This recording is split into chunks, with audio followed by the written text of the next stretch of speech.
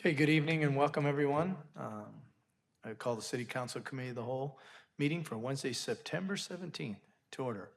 A lot of things to think about, so we'll take a moment of silence for you to think about whatever it is you'd like to think about tonight.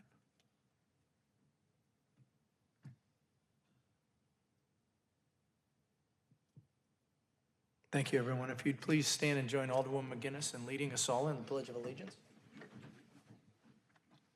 I pledge allegiance to the flag of the United States of America and to the republic for which it stands, one nation, under God, indivisible, with liberty and justice for all. Thank you. Mr. Krupp, if you'd be kind enough to call the roll tonight. Pardon? Here. Kelly? Here. McGinnis? Here. Reinhardt? Present. Grip? Here. Newton? Here. Lynch? Here. Tedon? Here. Jobson? Here. And Burkholder? Here. 10 present, Your Honor. Thank you. So again, good evening. I apologize, my voice is a little off, so if I go back and forth, I apologize. To begin the meeting of the City Council Committee of the Whole meeting, I'd like to welcome everybody in attendance and anybody who's watching throughout any particular electronic device. We respectfully welcome your comments and opinions, but please keep in mind that as you talk to the council, you're sharing your thoughts with your fellow Davenporters and anybody throughout the region. We're certainly happy you're participating in your city government, but ask that your participation please reflect the common desire we all share to make Davenport a better place. For the folks in here, if you'd be kind enough to put your cell on silent, simply doesn't get in the way of anybody speaking. If you want to address the council on a specific item or a particular time, wait to be recognized, and then please come to the podium. The microphone's above you. Love to know your name, ward, or address. And if you're not from here, we'd love to know where you're from. And all public comment, agenda items or others is 5 minutes. Please address the council as a body and not any individual particular person. We'll be respectful of you. Please be respectful of us. Thank you very much. Mr. City Administrator, anything for us tonight? Thank you, Mayor. When I submitted my intent to resign, I identified a couple of things I wanted to accomplish before I leave, one of which was the hiring of a new fire chief. You should have received a copy of a press release that went out today announcing Jeff, hope I get this name correctly, Vanderweil as our new police chief. Impressive individual, and we really look forward to having him here. So he's a communicator, he's enthusiastic, he's all about professional development within. So very pleased to have him join our team. So that's all I have. Thank you. Thank you, sir. We have 3 public hearings this evening, 2 under community development and 1 under public works. The first 2 under community development will be discussed by Alderman Grip and Alderman Reinhardt. So Alderman Grip, please. Thank you, Your Honor. We have 2 public hearings this evening in community development. Item number 1, I open the public hearing on the Consolidated Plan Annual Performance Evaluation Report for the year ending June 30, 2025. Is there anyone from the public here to comment on this public hearing? Seeing no one, I move to close the public hearing. Second. There's a motion and a second. All in favor? Aye. Is there any opposed? This public hearing has been closed. I open the public hearing on the proposed amendment to the North Urban Renewal Area Plan to include the 2025 internal TIF. Is there anyone from the public here to comment on this public hearing? Please step to the lectern, state your name and address or ward, please.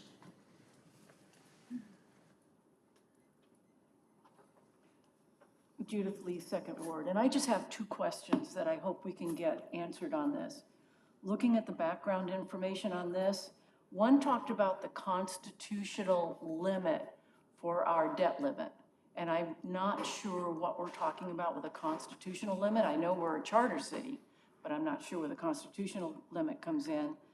And also, I'm wondering why we're using a TIF to pay for administrative costs. Because that appears to be what we're doing with this for $275,000. Thank you. Is there anyone else here to comment on this public hearing? Please step to the lectern, state your name and address or ward, please. Cheryl Shagna, Third Ward, and my comments kind of bounce off hers in the respect of it being in a TIF, how it's being used, and based on the background information, it sure appears that it's being used or requested after the funds have already been dipped into or used. And I'm also trying to figure out, because the paperwork doesn't give me the information, on what are these new projects? What was the reasons that the TIF was taken out and used? And if it is tied to the warehousing project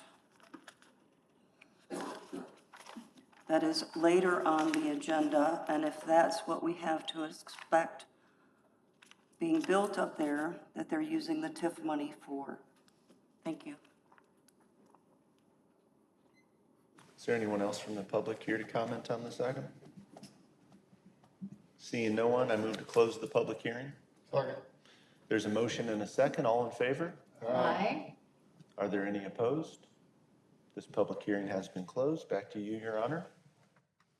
Thank you, Alderman Griffin, Alderman Reinhardt. The next public hearing is under Public Works. Alderman Rick Dunn and Alderman Kelly will discuss. Alderman Rick Dunn, please. Thank you, Your Honor. Open the public hearing on the plan, specification, form of contract, and estimated cost for the Total Wellness Center project.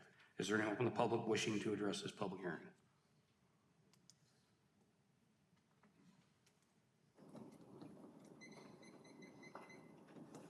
I have huge questions on this. And I guess the biggest question is why and how is it truly being justified? I want to make a conclusion that if city employees need their own doctors on staff, that we have bigger problems with our employees than we are at all aware of. And I agree with being proactive. I see the benefits of having chiropractic covered, having vitamins covered under your insurance, but having the doctor or the registered nurse or someone, an LPN on staff all the time to save time for employees, to me is screaming of a bigger problem. And it's a symptom of the problem if employees are missing a whole lot of time. Maybe it's the construction on the road that ties up some of their time. Maybe it's the detours that aren't exactly well mapped out, and maybe they're getting stuck by a 15-minute train. It's a symptom of the problem. Again, be proactive about their health. Do things that are proactive. This, again, seems very reactive. And the fact that we're already at the place where we are looking at going out on quotes, form of contract, makes it once again feel like it's just a formality at this point with you all. They've already decided what they want and what's going to happen.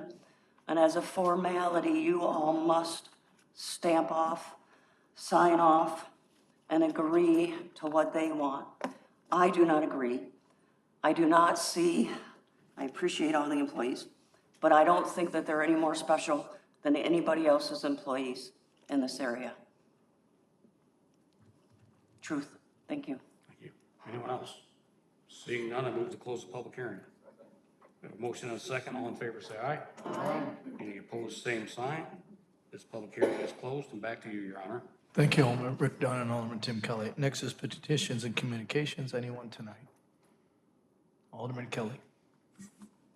Thank you. Once again, Councilman Huff, it's not good and funny to me. I'm just wondering, have we found any findings on investigations that the city paid for me, because I still haven't got any information. Interesting. Next is, why are we having another joint session with the Civil Rights Commission when we've already given an executive order? So this is the part that I struggle with being a councilman.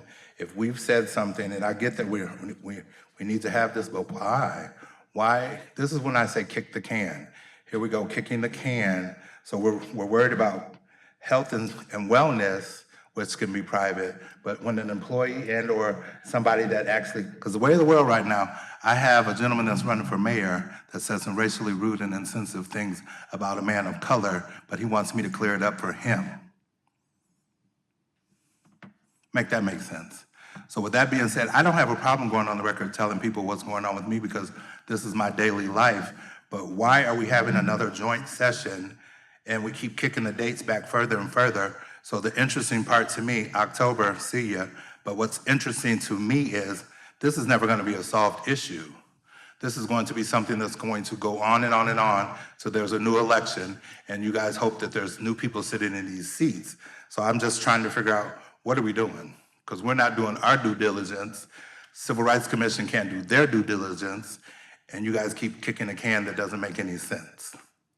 On a good note, next week, Thursday, 235 West Lombard is my Fifth Ward meeting. It'll be at a nice house around Vanderbilt Park, so open to the public.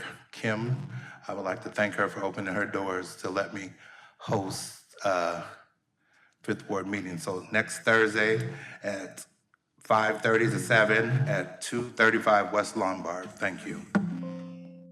Thank you. Anybody else? Alderwoman McGinnis.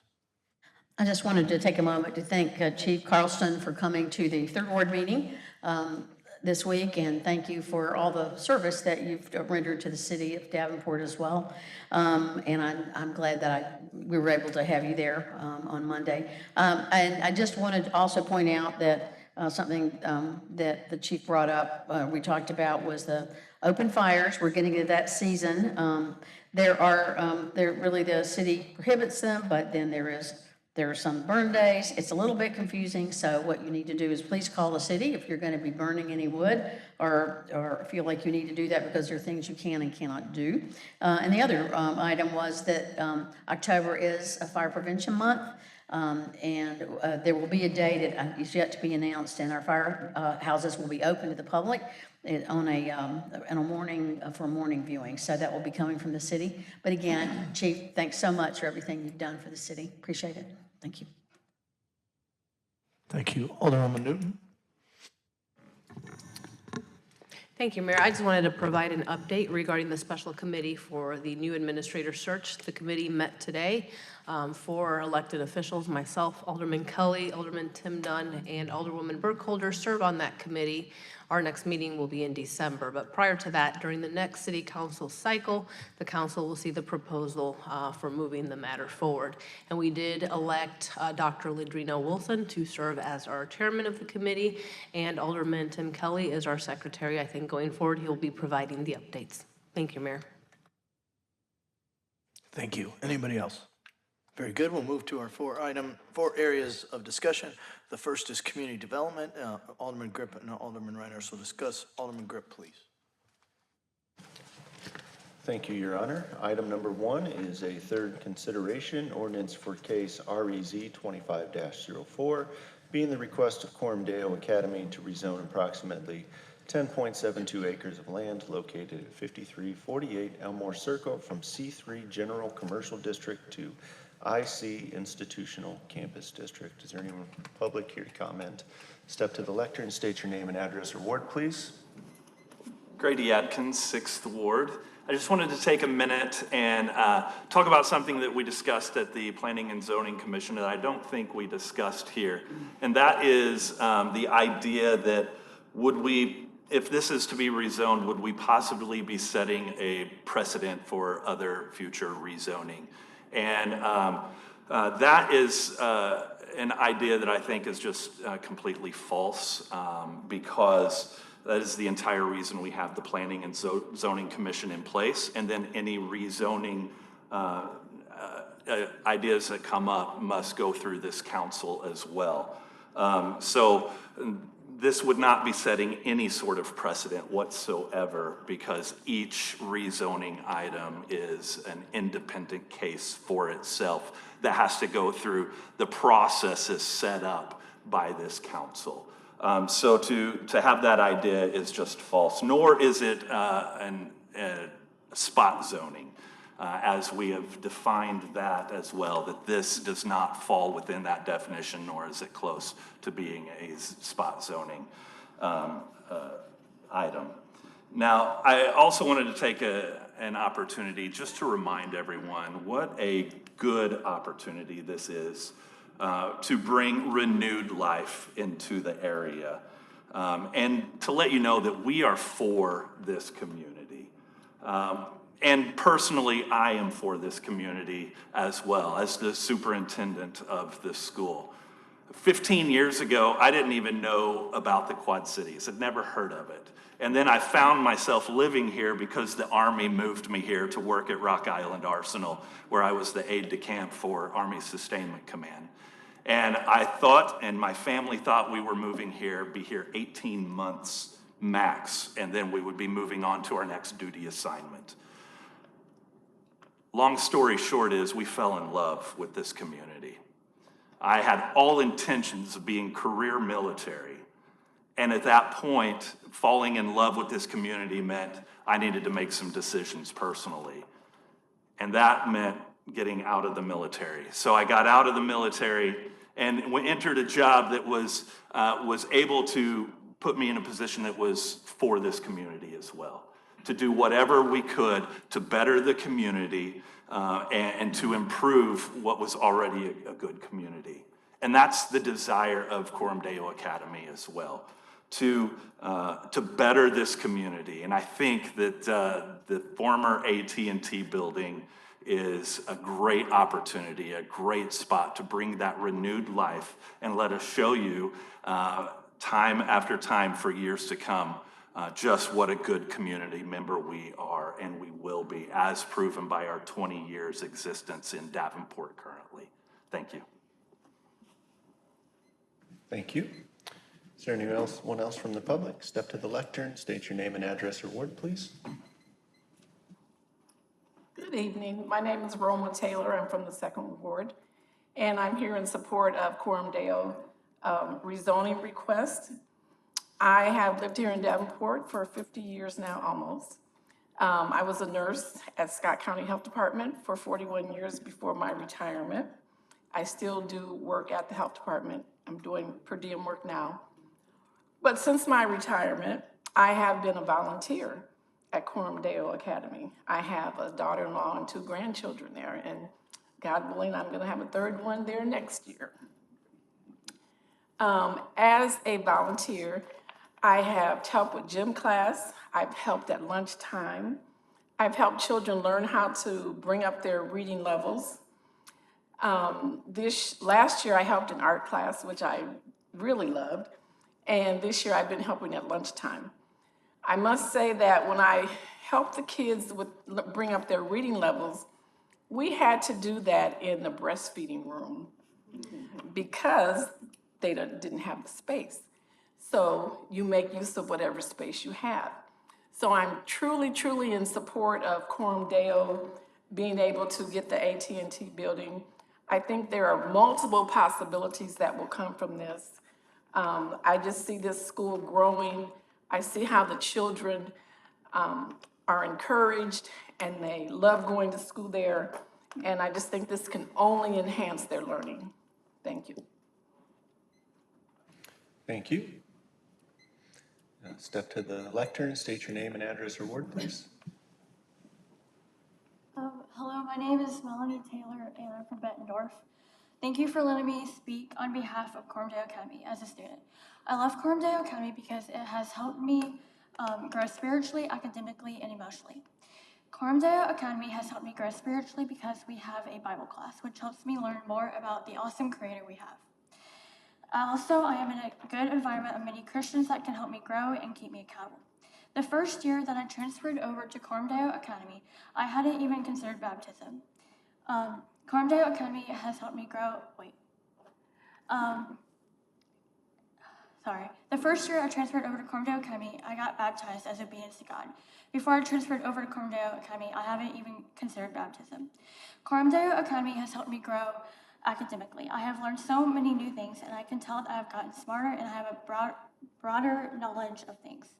It has also helped me grow emotionally. Before I transferred over to Coram Deo Academy, I would have a lot of crash outs and be angry all the time. Here, I have grown in that area, and that it also ties back to spiritually my relationship with God. Also, here at this school, there isn't much drama, which is nice. So please consider allowing us to have this building so that other students can love Coram Deo Academy like I do. Thank you. Thank you. Is there anyone else from the public? Step to the lectern, state your name and address or ward, please.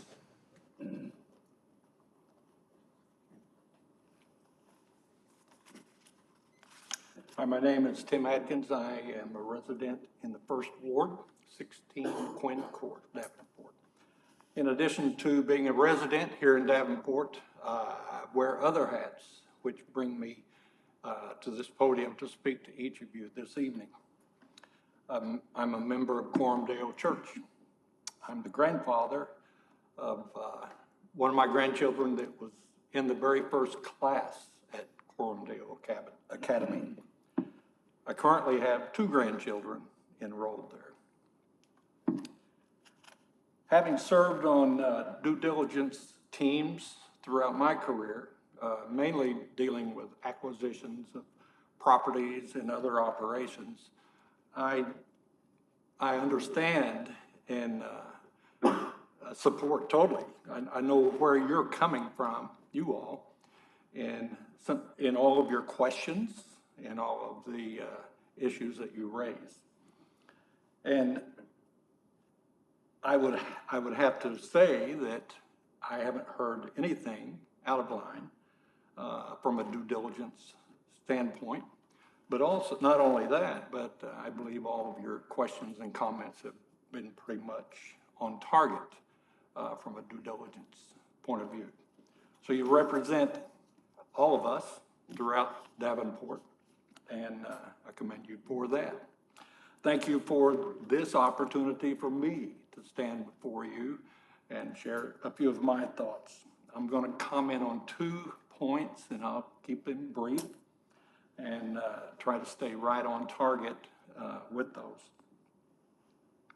I've been attending, you probably recognize my face from the last few meetings since Corumdale has applied for this change. But one issue or one question that I've heard predominantly has been the question about traffic. A few meetings ago, information was presented that compared the highest attendance anticipated at Corumdale to what AT&T had in numbers of employees there. And I don't know the exact numbers. If I recall correctly, it was around 540 employees at AT&T. And the example that was given, or the comparison that was given, that 540 was split up between 3 shifts evenly. I don't know if that was the case. I don't know that anybody can say, in fact, that that was or wasn't the case. But that would be the best case scenario, traffic-wise, for A&T, is that they would have employed 180 plus employees per shift.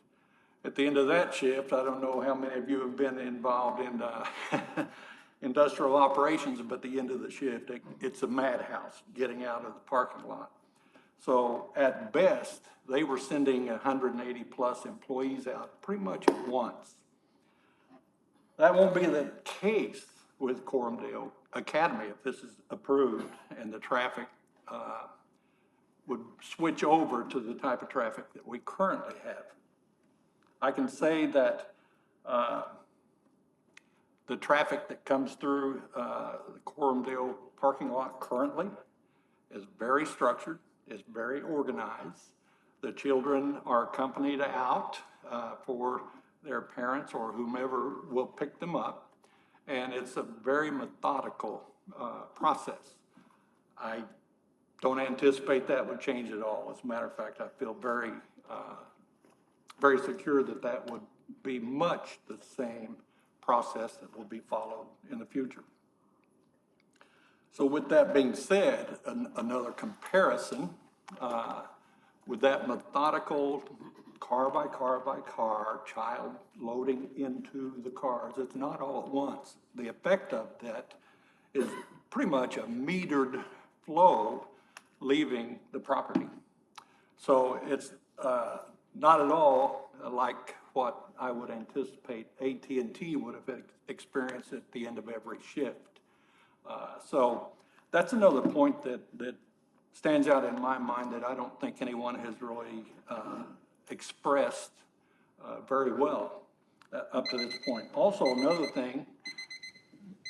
Your 5 minutes is up, sir. We appreciate your comments. Thank you. Is there anyone else from the public who wishes to comment on this item? Step to the lectern, state your name and address or ward, please. You have 5 minutes. Hello, my name is Josh Stanger, 1428 Glenwood Drive in LeClaire. I'm also work with the Iowa Department of Corrections as a Community Corrections Program Coordinator here in Davenport, Iowa. I'm a member of Quorum Deo, and coming today, I hope to provide a unique perspective with my experience with the Department of Corrections. My career has provided me with firsthand insight into many of our community challenges. It has become increasingly clear that expanding our current systems that we have is insufficient.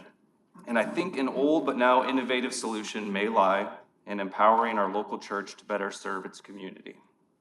A story that comes to mind for me was when I was tasked to develop a mentorship program with the Department of Corrections.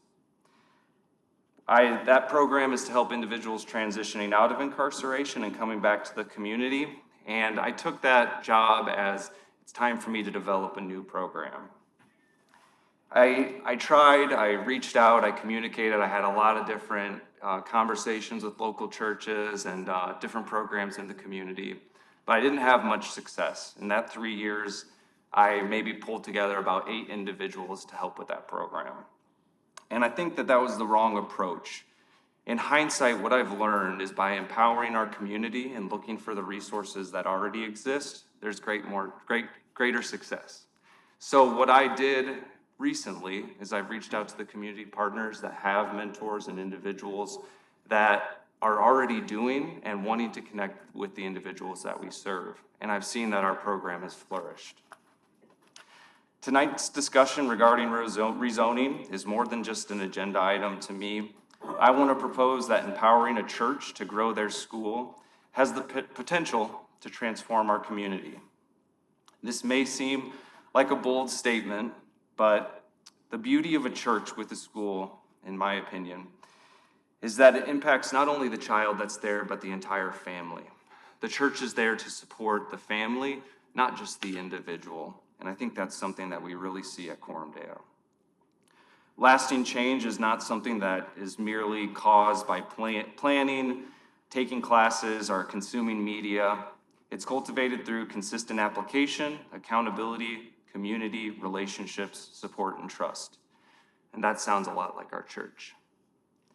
At Quorum Deo, serving is a core discipleship practice, and I have witnessed our members consistently fulfill that commitment over the past 5 years I've been attending.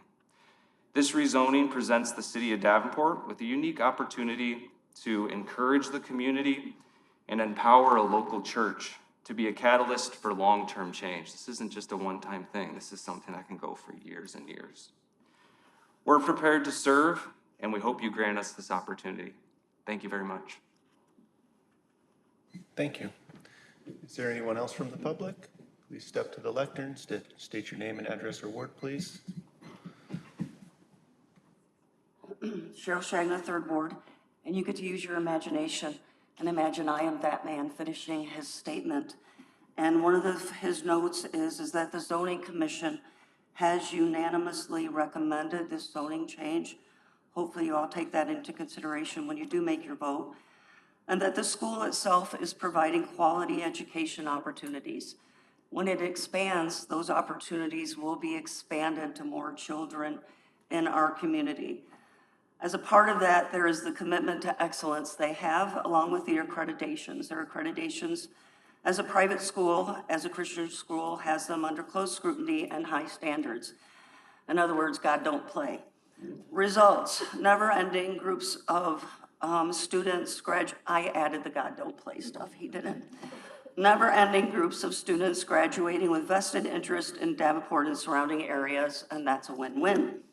He wants you to know that there are members of this community that are parents and grandparents, neighbors, peoples outside of this community that have a vested interest and are sacrificing and making this a reality for their children and for their grandchildren. His hope is that by giving of his time, his energy, and the sacrifices, that it will become a part of his legacy, not only for his grandchildren, but also for everybody's kids and grandkids in Davenport and the Quad Cities. Thank you. Thank you. Is there anyone else from the public here to comment on this item? Seeing no one, we'll go to council with comments. We'll start with Alderman Reinertz. Thank you. I want to thank all of you that have the passion for this, for coming to the podium tonight. And I also want to let you know that my concerns related to traffic and safety have been addressed while visiting over the last 2 weeks with our staff. So I feel I no longer have a safety issue or a traffic issue, so I will be in favor of this. Hope it, everybody else is. Bye. Thank you. Alderwoman McGinnis. I also wanted to thank everyone from the church and the school who have carefully and deliberately walked through this process with us, have been present for this, have answered our questions, have brought different viewpoints. We appreciate that. It's very helpful. And my questions have also been answered, and I will be supporting this project. So thank you. Thank you for doing this and walking through this with us so carefully. Alderman Jobjan. Thank you. Just reiterating, as I have mentioned in previous meetings, I'm supportive of this rezoning. I think this is a great use for this property. I'm not going to belabor the point anymore, just reiterating that, and hopefully when this comes through next week, or if we decide to put it on consent and let these people keep a Wednesday at home, I'm supportive of those things. Thanks. Alderman Kelly. Thank you.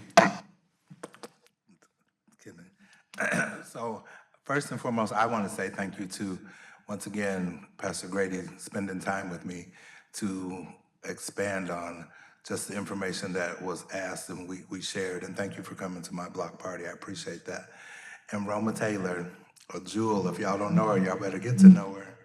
That is a volunteer extraordinaire. Okay. So whatever, there's a lot of my life that I have to say thank you for. And Roma, you are a great part of that. So I'm glad that they got you to come to the microphone, because it's like a hush was over Jerusalem. When Roma talks, people do listen. So y'all already know. I'm not the one, but I just want to say thank you, for real. Alderwoman Newton. Thank you. I'm going to echo the comments made by my colleagues tonight. There were a lot of questions of this council during this matter, and they've been answered not only by staff providing us information, but those from the church willingly providing as much information as possible, listening to the questions, and then addressing them at the next meeting. So I am absolutely, I've already mentioned that I am in supportive of this. I would hope that it goes on consent and not the discussion agenda. And other than that, I'm usually, when we have agenda items, it's not uncommon that we have a lot of negative feedback on them. This has been one, in my opinion, that's had tons of positive feedback from the community. So I think that speaks for itself in the work that the church is doing in the community, and I'm happy to vote yes for this next week, hopefully on the consent agenda. Thank you. Alderman Rick Dunn. Thank you. Well, it seems like everybody's in support of this, so maybe we ought to take Alderman Jobjan up on this. Maybe make a motion to suspend the rules and pass it on, and then we'd save everybody the hassle of coming next week. So just a thought. I would support that.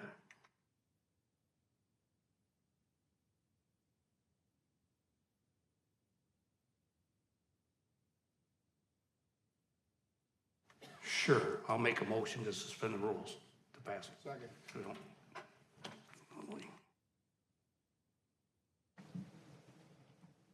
There's a motion and a second on the floor, and it is a roll call vote.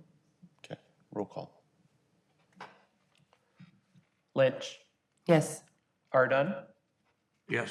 Grip, Yes. T Dunn, Yes. Kelly, Yes. Burkholder, Yes. Newton, Yes. Jobson, Yes. McGinnis, Yes. and Reinhardt. Yes. 10 yeses. Chair? All right, so if I understand that correctly, it passed and will not come back next week? No, the motion to suspend the rules passed. The for motion to purpose of suspend the vote. rules passed, And therefore, and therefore, now, when we get to the proper time to take a vote, we would do a motion to vote. and the proper time would be? If all comments by council are done.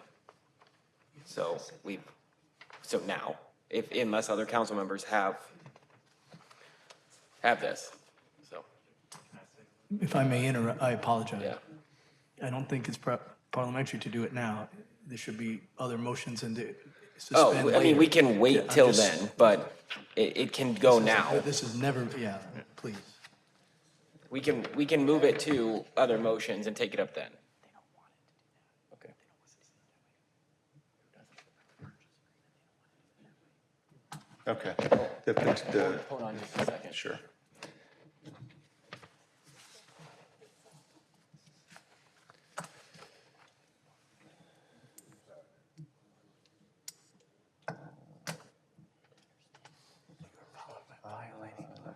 I'd like to take Alderwoman Newton's recommendation that we take a 10-minute recess and then come back at 6:16. Thank you.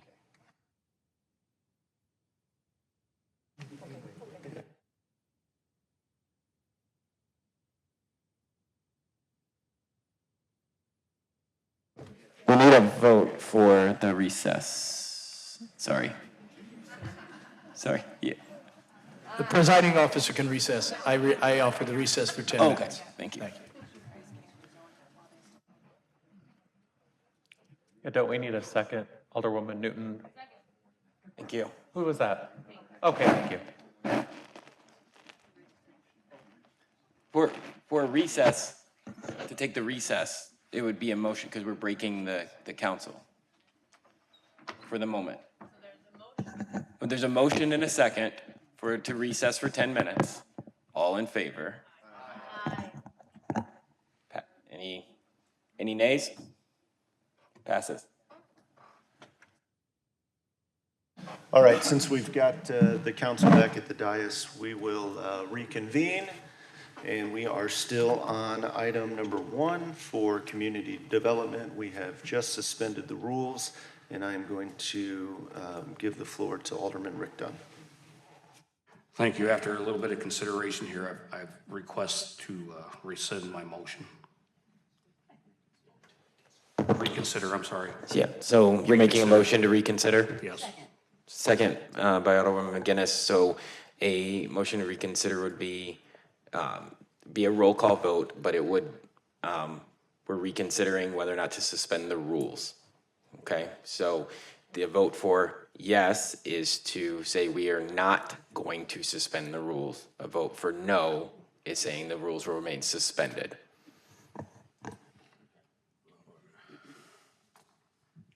I guess I'm up. Ardun, Yes. Kelly? Yes. McGinnis? Yes. Reinhardt? Yes. Grip? Yes. Newton? Yes. Lynch? Yes. T Dunn? Yes. Jobson? Yes. And Burkholder. Yes. That is 10 yeses. Alderman Rick Dunn. All right, so we are not suspending the rules, and this item will go on the consent agenda, and it will be voted on next week. All right. So then we are moving on to item number 2, which is a second consideration ordinance for case ORD 25-01, being the request of St. Ambrose University to amend the campus land use plan bounded by Harrison Street, West Locust Street, Brown Street, and Lombard Street. Is there anyone from the public here to comment on this item? Step to the lectern, state your name and address or ward, please. You'll have 5 minutes. Good evening. My name is Christopher Waugh. I'm representing St. Ambrose University at 518 West Locust Street. That's Ward 4. And I wanted to thank you all for the opportunity to return to address a question that surfaced at last week's meeting, which was a question about the university's intention to expand beyond our current footprint. And so what I provided, and I'm so sorry that it's so small, I just realized that sitting here looking at it now, I forgot that I'm 54 and I can't see these very well. So at any rate, I just wanted to provide this map that shows in the yellow squares our current St. Ambrose owned properties. And that is our current geographic footprint, if you will, and we do not have any plans to move beyond that. I did, per the council of this chamber, go back to campus and consult with the president about the request to make a commitment to not expand. And so what we can do is we can confirm that we're absolutely not planning at this point to make any geographic expansion. It certainly wouldn't, it's not in any of the plans that we're thinking about or anything that is on the docket for us. Should there be an opportunity to do so, we would most certainly go through the appropriate city processes, partner with our neighbors, and have those important conversations. So I wanted to address that question. And I think that took care of all the questions that were on the table at this time. Thank you. Anyone else from the public here to comment on this item? Step to the lectern, state your name and address or ward, please. You'll have 5 minutes.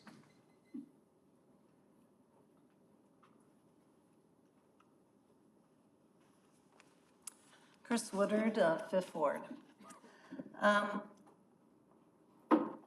I think the key point is at this time, they have no reason to expand.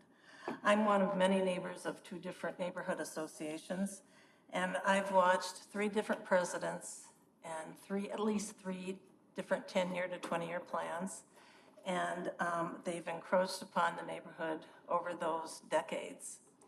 And I think it's frustrating as neighbors, as much as we like St. Ambrose, and I welcome the new administration quite a bit over the other, our property values have gone down, and as realtors say, it's due to the expansions of St. Ambrose, and our taxes have gone up. And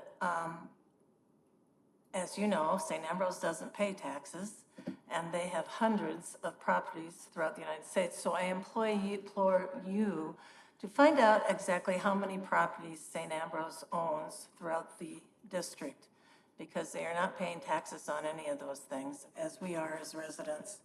So that's rather frustrating. I think you have an opportunity here to ask St. Ambrose, because of the new administration, to look at the whole picture, to look at the big picture, look at the history of what's been done over the decades and the different plans that have been proposed and the different times they've said we're not going to expand and have promised and have broken those promises. So you have an opportunity to look at that history and look further into why do they need more parking, for one thing. I still don't understand why they need more parking, when just the last plan, they went and partnered with St. Vincent to get that parking. And that parking has not been filled, hasn't been filled ever during that time. So I'm wondering why more parking at this point. Chris also said last time that the enrollment has increased a bit with the freshmen.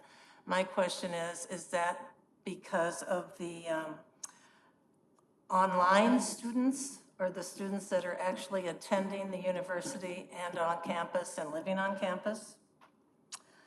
And I don't know if you know or have looked into the fact that they have combined St. Ambrose with the university in Cedar Rapids, and what that is going to mean for the future. And that's something that I would just hope you all look at the picture and see what the plans are, see how that plays into the contributions to Davenport versus the neighborhoods and the constant change that we go through. The other question I have is, at least in one of the proposals I saw, they want to change the entrance way to St. Ambrose, which I think I'm understanding is going to come through on Harrison Street over on High Street. And right now, High Street is a mess, and I'm wondering how that's going to work, going from the entrance of St. Ambrose over Harrison, over to High Street, onto Brady, and what kind of confusion that's going to be for the neighbors as well. So I guess I just really want to bring that up to you, that maybe this is a good time for the city and the staff to confer with the St. Ambrose administration and really encourage transparency for now and in the future. Thank you. Thank you. Is there anyone else from the public here to comment on this item? Seeing no one, we'll move to comment from council. We'll start with Alderwoman McGinnis.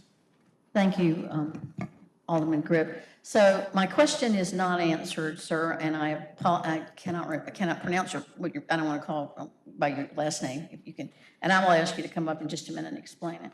So you've handed us, or Ms. Berkeley has handed us this sheet, but the confusion, and it's probably my fault for not being clear, and what I'm going to do is send an email out tomorrow. We'll copy Ms. Berkeley, and I will explain what I'm talking about. What I asked last week, because what we're looking at here is the yellow is all of the properties that you own, but the actual request for the area that you were asking for, I believe, borders along Locust, Harrison, Lombard, and Brown. Is it? And if you want to come up, sir, that's fine. I'm not trying to grill you. I just want to make sure. And I will send this in writing tomorrow because the question is not answered. And I know you've gone back, and I appreciate that. So the area that's being requested in this that we're voting on is the area around Lombard, Harrison, Locust, and Brown. Is that correct? So what's being voted on is actually everything that's contained within the yellow lined properties. So we're not expanding beyond it. It's all contained within that. Okay, but the properties, my understanding is the properties. Sorry. Point of clarification. And if I can just have Laura Berkeley come up and confirm this, because your area is listed very specifically in this plan here. So I just want to make sure we're all talking the same here. Harrison, Locust, Brown, and Lombard. So I will explain. What you are looking at is property owned by St. Ambrose in yellow.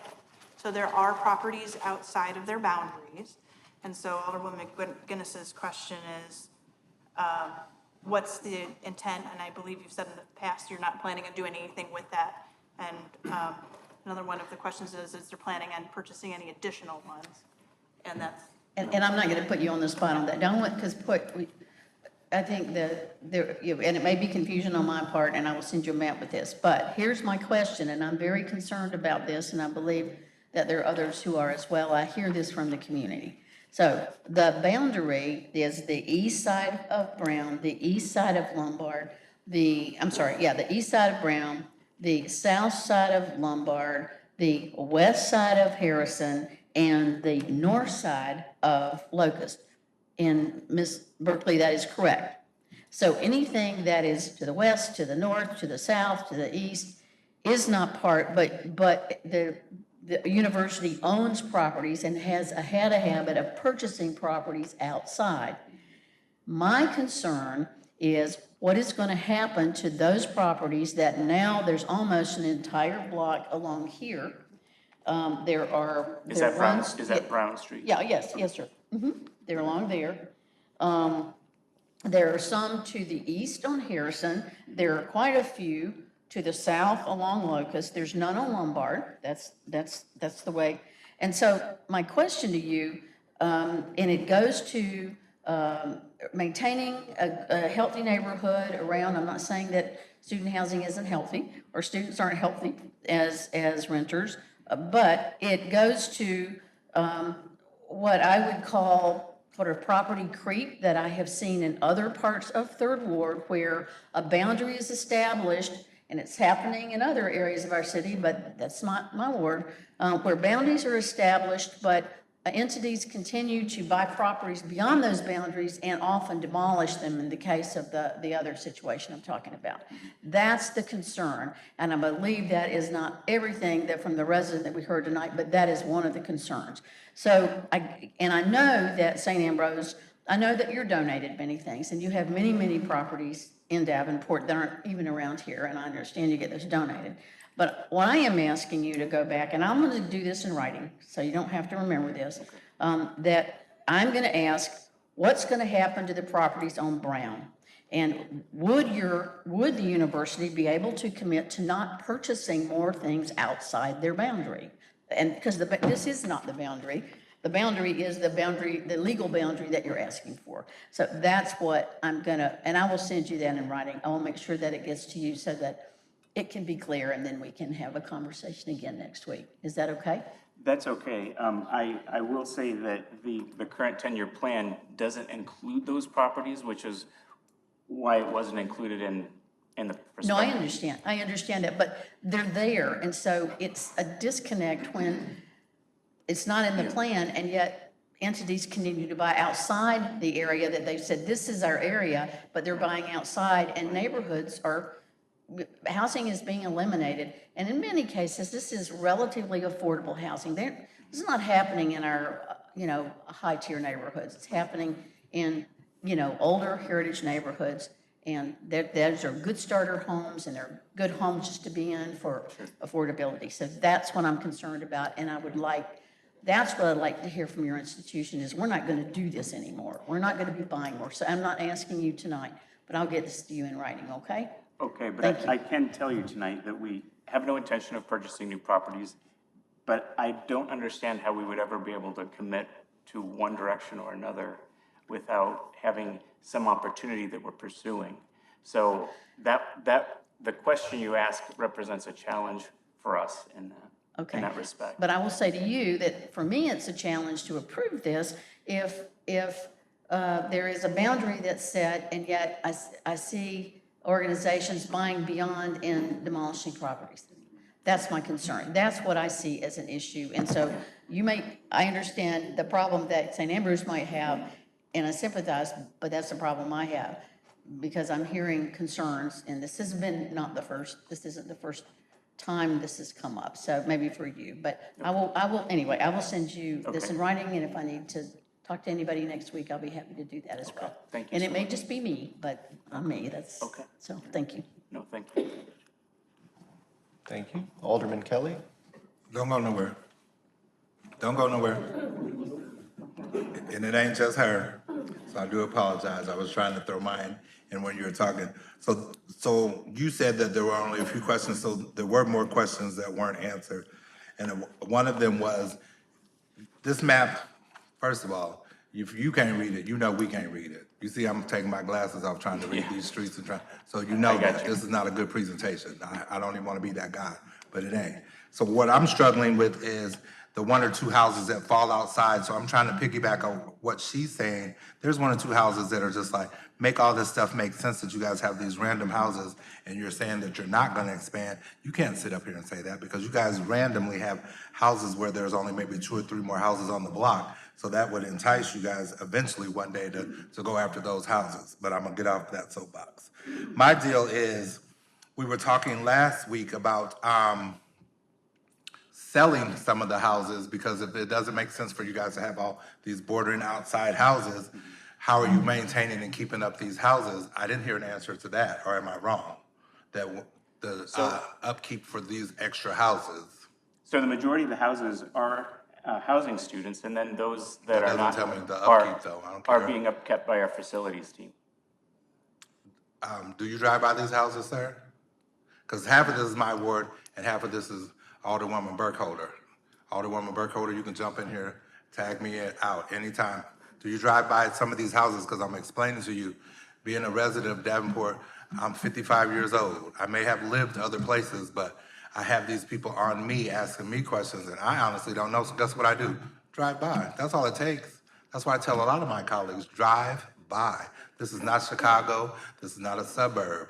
Drive by. And some of these houses are not in the best of conditions. So I'm not even gonna sit up here and say, maintain it. That's like me telling me all the Davenport City parks look amazing. They don't. So I'm just saying, you have to put it in perspective that what is actually going on and what you guys are going to do, because I'm telling you, students, professors, I don't care who's living in the house. Let's just be honest. That's all. Be honest about it. And I voted to make this move forward, but I'm stuck on the fact of I listened to them. I did a couple drive-bys, so Alderman Grip, thank you for, I listened. Alderwoman McGinnis, I listen. I'm telling you, sometimes you just listen to your colleagues. As much as it's like we don't get along up here, listen and you go do your homework. And I'm trying to figure out with all this parking lots that you guys have now. I was watching a thing in Des Moines where they have all these empty parking lots that they're gonna start building on these parking lots. And then I was just like, Arsenio Hall, things that make you go, So I was thinking, this is what the pattern is going to be happening at St. Ambrose, that if we do this up front, then we'll get bamboozled, and now we have these new halls that everybody was complaining about, the Beehive and all that stuff, whatever they're named.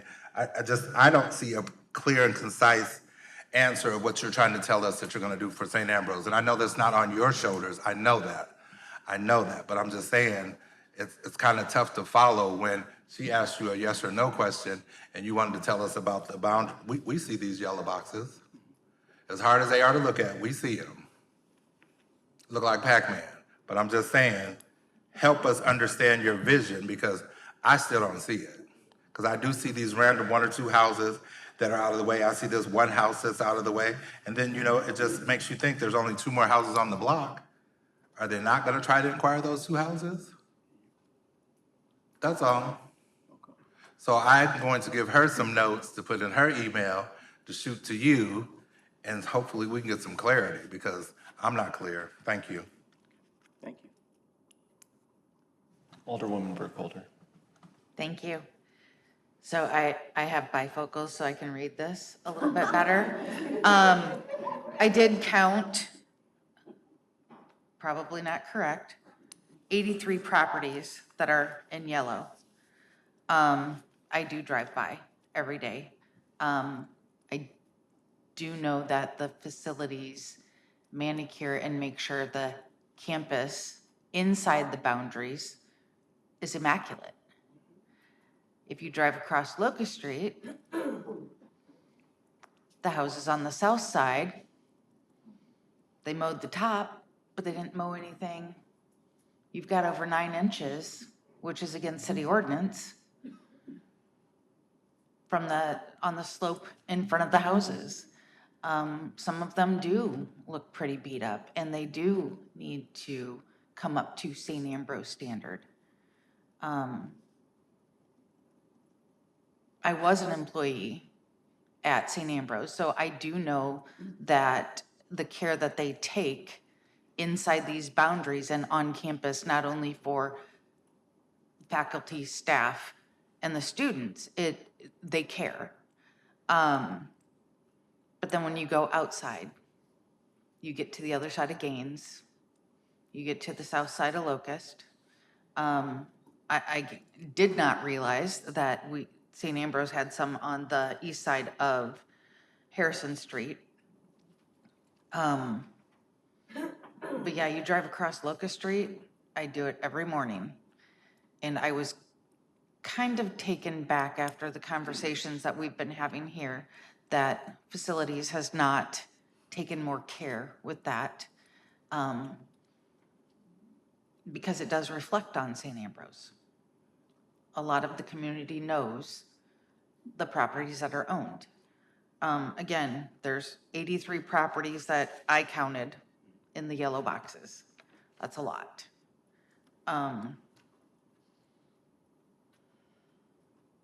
I think the biggest thing is we need to take care of what we already have and work from there. I'm not opposed to your plan. I don't like the whole 3-block parking lot. And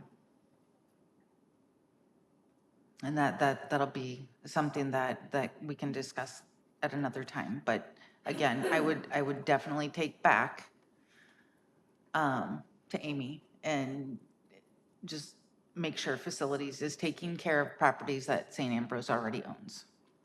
Thank you. Alderwoman Lynch?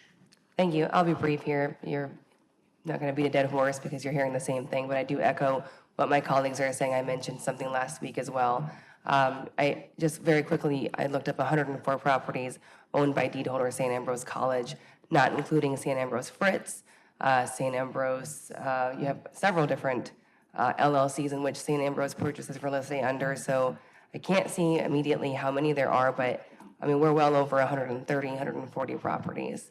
And as a realtor, professionally speaking, that area is, I mean, it is less desirable. It does steer other clients away from the area. As realtors, we have to encourage our clients to purchase in any neighborhood. We are not allowed to say anything about demographics or who owns what type of property it is. That is unethical, and we cannot do that. But clients know it, though. They know the area, or they ask around, and they see that these houses are not taken care of, and that's a deterrent for them. And I have to echo what Alderwoman McGinnis said, because it is very affordable housing, and it's something that's extremely hard to come by in the Quad Cities. You cannot purchase a decent home that has central air conditioning for less than $130,000 anymore, and the average person can't afford that. Those houses offer that. So I understand while St. Ambrose cannot guarantee that you will never purchase again, I do fully understand the importance of what we're trying to accomplish here. And there is a real fear, and the community is speaking loud and clear, and I certainly hope St. Ambrose listens. Thank you. Alderwoman Newton? Thank you. I'll be brief. Two things. One, is there a way that this can be provided slightly bigger? I don't have bifocals, so I'm struggling to look at it. So if it could be provided, maybe emailed to us, I would appreciate that. And then second, slightly in line with what Alderwoman Lynch was talking about in terms of how many properties are owned by St. Ambrose, I would like to see if St. Ambrose can provide us with that exact information of what properties those are in this area as it pertains to this plan and the surrounding areas, please. Thank you. May I ask a clarifying question, Alderwoman? You're asking for a bigger map of this? Yes, And then please. properties beyond this? No, I would like to know what these properties. Okay. I mean, that way we're not trying to zoom in and count. Sure. Thank you.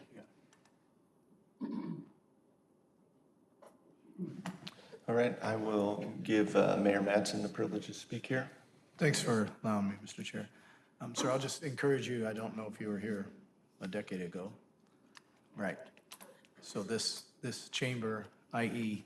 also the River Center, also all around this, there was hundreds and hundreds and hundreds of people during the discussion about the stadium. There were lots of issues raised. I know some people in the audience were part of that because I see you here.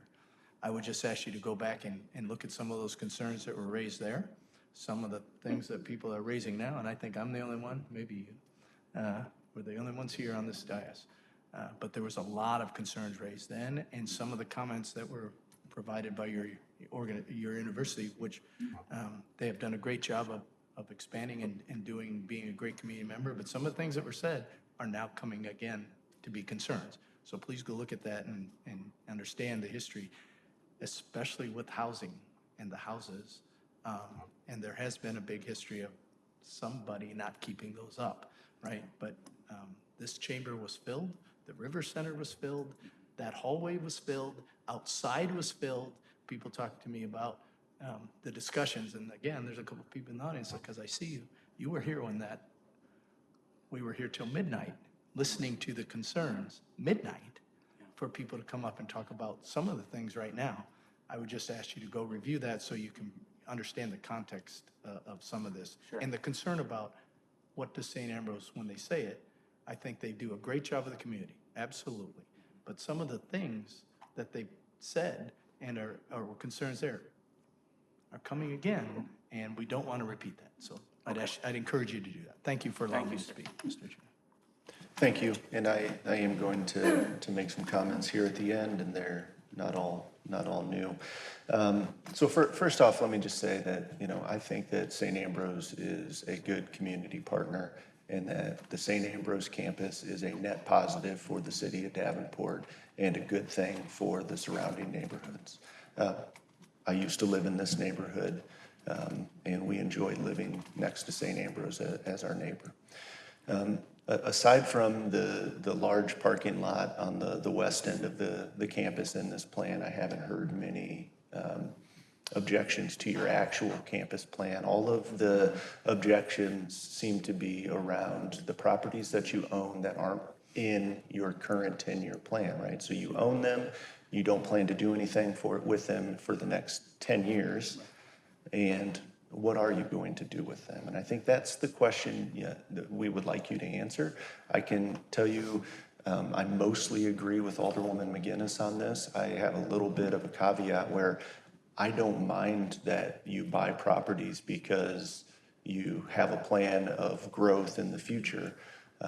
I mind that you buy properties that aren't in your 10-year plan, and I'm not saying you do this. Other institutional campuses have done this, and you tear them down without a plan, and we lose the housing, and we lose the neighborhoods, and what they will probably be is a parking lot, and what they certainly won't be is more really good neighborhood housing. So and I'm not saying you have to make this commitment. What I'm saying is St. Ambrose, social justice, good stewards, good neighbors, those houses on Brown, if you don't plan to use them for 10 years, commit to not tearing them down, commit to housing people there. And that's what I'm looking for. The houses on Locust, you're not moving south of Locust. Commit to having development there that is beneficial to the city of Davenport and to the neighborhoods. And so that's it. Yeah. Yeah. Okay, thank you. Cool. Thank you. All right. We are moving right along to item number 3. Resolution approving case F25-12 being the request of Baltic Property Holdings LLC for a final plat of Baltic Property, a 4-lot subdivision on 21.65 acres of land in unincorporated Scott County located on 118th Avenue. Is there anyone from the public who's here to comment on this item? Anyone from the council? Seeing no one, this item will move on. Item number 4 is a resolution authorizing staff to implement and administer a new pilot business assistance program focusing on food-related businesses in the Rockingham corridor. Before we go to public with comment, I'm going to have Director Berger come up and offer a brief explanation of what this program is. Director Berger. Bruce Berger, Community and Economic Development. There was a request to just do a real brief presentation on this, so I promise I don't have a lot of slides. But basically, as background, Rockingham corridor in particular has seen some struggle in recent years. Several businesses have closed, probably the most notable being June of 2024 when the Hy-Vee closed down. So in April 2025, just a few months ago, the City Council allocated $500,000 for development in the West End and the Rockingham corridor. So what we have, and just so everybody's curious, this is at least what staff would kind of define that as. Basically, you have Marquette on the East End and down to roughly River Drive down on the West End.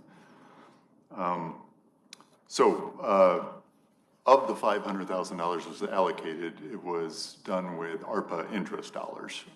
And so what's before you is, we'll call it the FRESH initiative.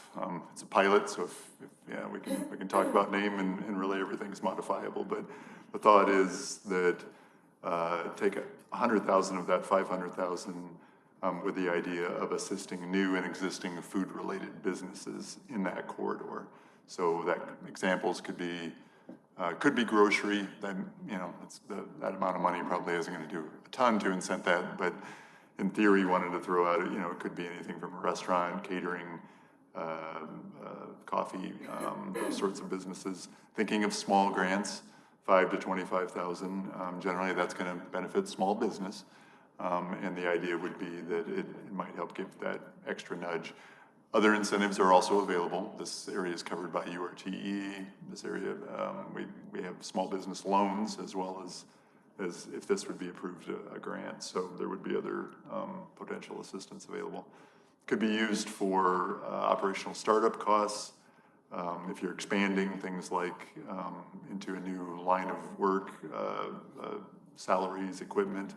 The things that we heard from past discussions along the corridor and in general would be to not encourage businesses such as those that are, alcohol, gas related businesses. So we've included that in the summary. And then just the final note I'd have is we continue to partner, and this would be no exception, to encourage businesses to talk with the Eastern Iowa Community College, their small business center. Joel Youngs has been great in working with businesses, can really help expansion, looking at all kinds of details, really a deep dive for them. That's just something that is really valuable for the business and can help set them up for success. So that was all I had quick, unless you had any other questions. Thank you. We will go to any comments from the public on this item. Step to the lectern, state your name and address or ward, please. You have Dwayne 5 Simons. I live on the 3rd Ward. I have a business on Rockingham Road for 9.5 years now. What's $5,000? They don't get you started, nothing. And why only food? There's many places that could be different than food businesses. Some business is better than no business. That's where you see down on Rockingham Road. When's the last time a mayor drove down there? Or when's the last time the council, just as a whole, drove down there to see what's actually going on? Hey, I got a great alderman. He does a great job down there. He does. He really does. Some days I get kind of tough on him, but I got the frustration of being a business owner for 9.5 years on that block. And my business, when all those businesses started, it started with Oscar Mayer when they left, because Davenport didn't want to buy a flood wall. That's why they're gone. They got tired of getting flooded or take a chance. So I felt the first crunch there. I made it through that. Made it through COVID. Tough, but I made it. Now Hy-Vee, the major chain's gone. Aldi's left. What's 5,000? What's 25,000? Why don't you help a guy that's already been there for 10 years instead of helping someone new that could be out of business in a year? Because they say the first 7 years is the toughest. And I'm about the only one standing down there. And you got automotive places, it's better than empty lots. I can't sell my building because someone wants to put an automotive place in it because there's a moratorium. Well, it's better having nothing there because I might decide one day to close my door up because it's so tough. I went from $140,000 in sales down to about 60 last year. And that's working most of the hours myself or my wife, not hiring somebody. It's tough. I had to start another business to make sure I didn't have to go to work for Amazon Flex or, one of the big operators of the big box stores so I can reinvent myself.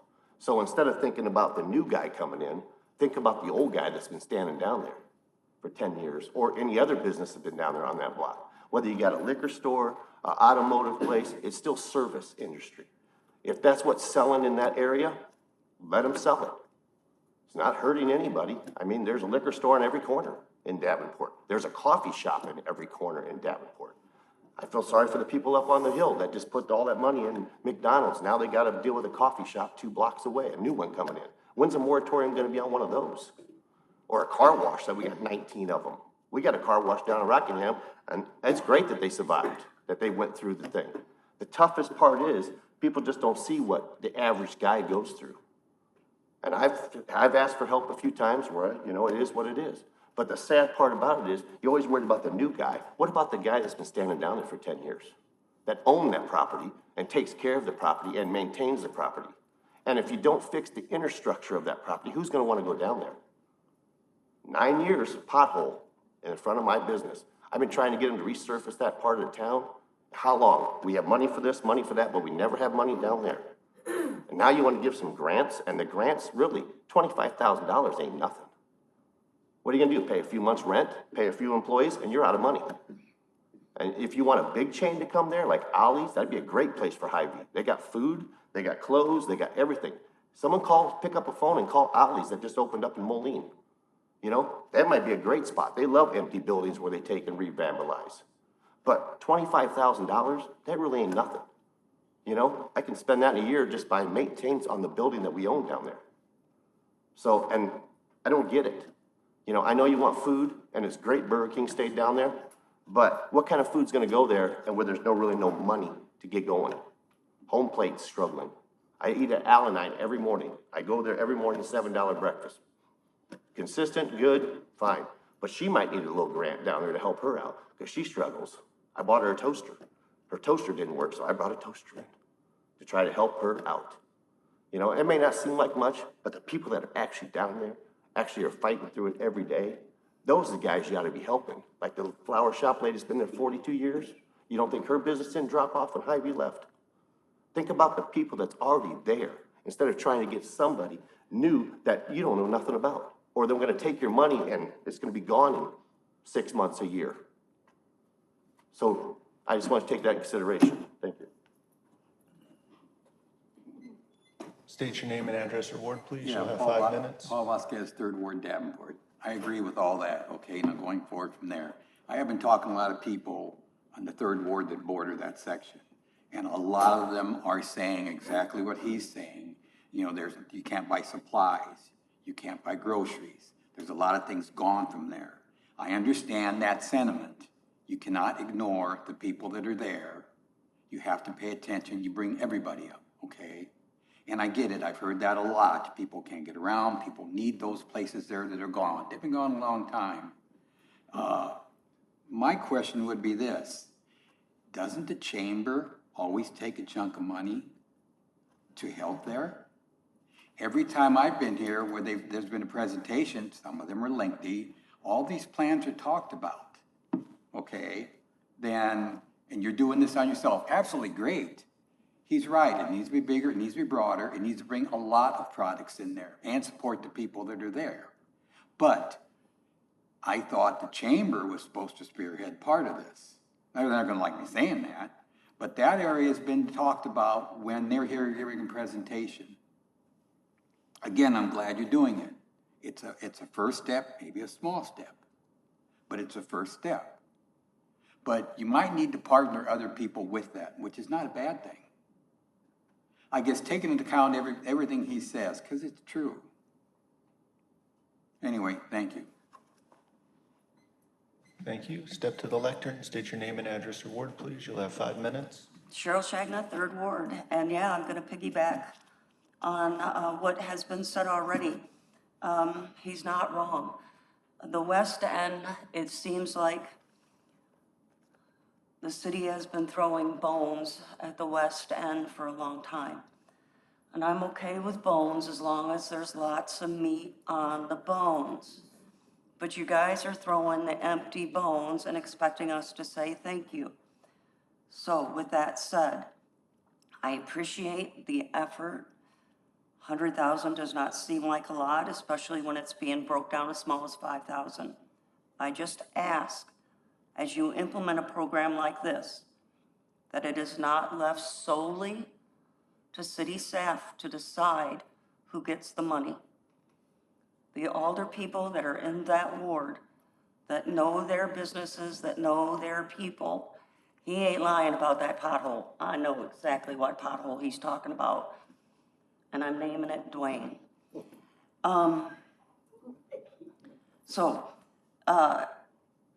Basically, please talk to your alder people, city staff, include them before you move forward. And what a program I believe is intended to be positive, it just needs a little more oomph. Thank you.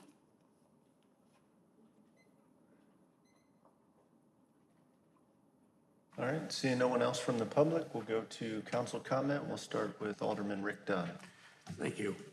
I'm the one that asked for this program, to be honest with you. I've been working with staff, right?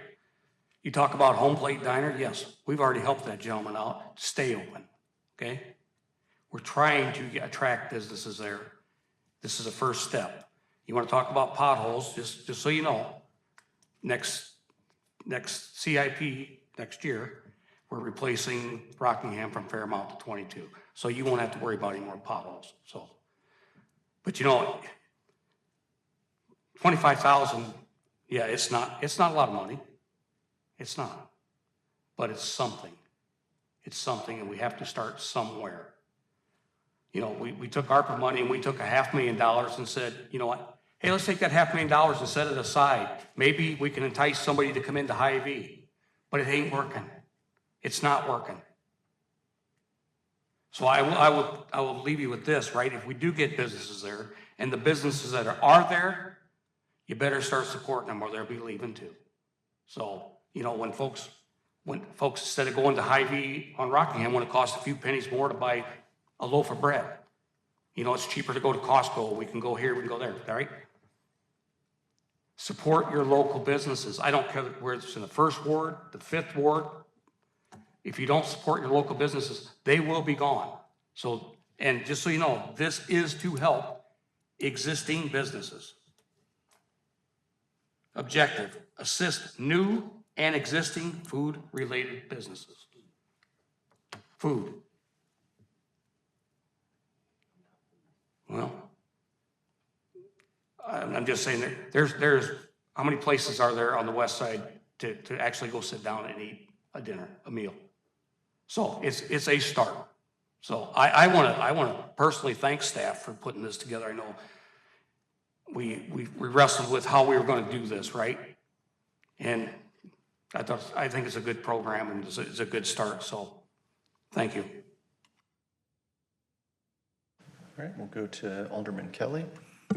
Thank you. So I'm on the West End every day, and I don't live over there because I believe in supporting small business. So I know this is a struggle. I know it is. But since I've been on council, you said thank you for Burger King. Said no, Burger King didn't stay. You have to remember Burger King was Hardee's, it was Papa's, then it was Burger King. So, and I live in the east side, and I just broke that down for you. What does that tell you? So I'm telling you, it is a struggle. And once again, this is not my dog, this ain't my fight. But it's interesting to me that we do have to realize that if we don't support our small local businesses, everybody is going to Texas Roadhouse. Everybody is going to the Olive Garden. You know what I'm saying? And there's nothing wrong with that. But if you don't support your people, it will be 6 months in and 6 months out. So we do have to look at this in a light of some kind of positivity, because literally, what do you guys have? You can talk about the liquor stores if you want. I don't want no more. You can't come to the 5th ward. I don't want them. We good. Tobacco and liquor on every corner, we good. So take this small step of whatever it is, because let me tell you, do you know how many people I help service? Sorry, because they don't have vehicles. They don't have smartphones to do the, Uber and Lyft. They don't have a smartphone to have the groceries dropped off at the store. That's why I'm in that neighborhood a lot, just because there's elderly folks that have reached out to me, and thanks to him and his pantry and some of the things I can go get from. So it may be a small step, but I think it's a huge step, because it's gonna help so many folks if they can get this thing off the ground. So we just have to take a win when we can get one. In the city of Davenport, let's take it, for real. Thank you. Alderwoman McGinnis. Thank you. Bruce, could you come up here just a minute? And I think you're the right person to ask this. I want to give a little background. It's kind of been covered, but when we looked at the ARPA interest money, and there were many iterations, staff came with proposal, it was worked again and again and again. Well, what it came down to in the end was $500,000, as Alderman Dunn said, $500,000 to try to get and entice a true grocery store. We do, as I would agree with both of these gentlemen. Alderman Kelly mentioned it. There are plenty of liquor stores, and when I walk into a store and I have to sit and, I had a guy one time in Third Ward, and he was on, we need help, and I'm sitting in front of his vape, his vape sales, and I'm like, this is not real impressive to me, okay? For an hour and a half I've listened, and this is what I'm looking at, is all your pipes. So, in any case, there's enough of that, and so the idea of this is to make sure that the people who we're helping with this have, are providing food for people, not as an accessory, but that's the main thing they're doing.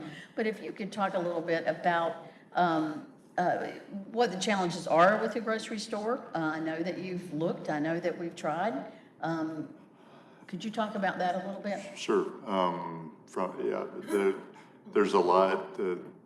It is an expensive operation. They operate on small margins. It's a big capital expense. Some of the negotiations we tried to entice with even included acquiring the property,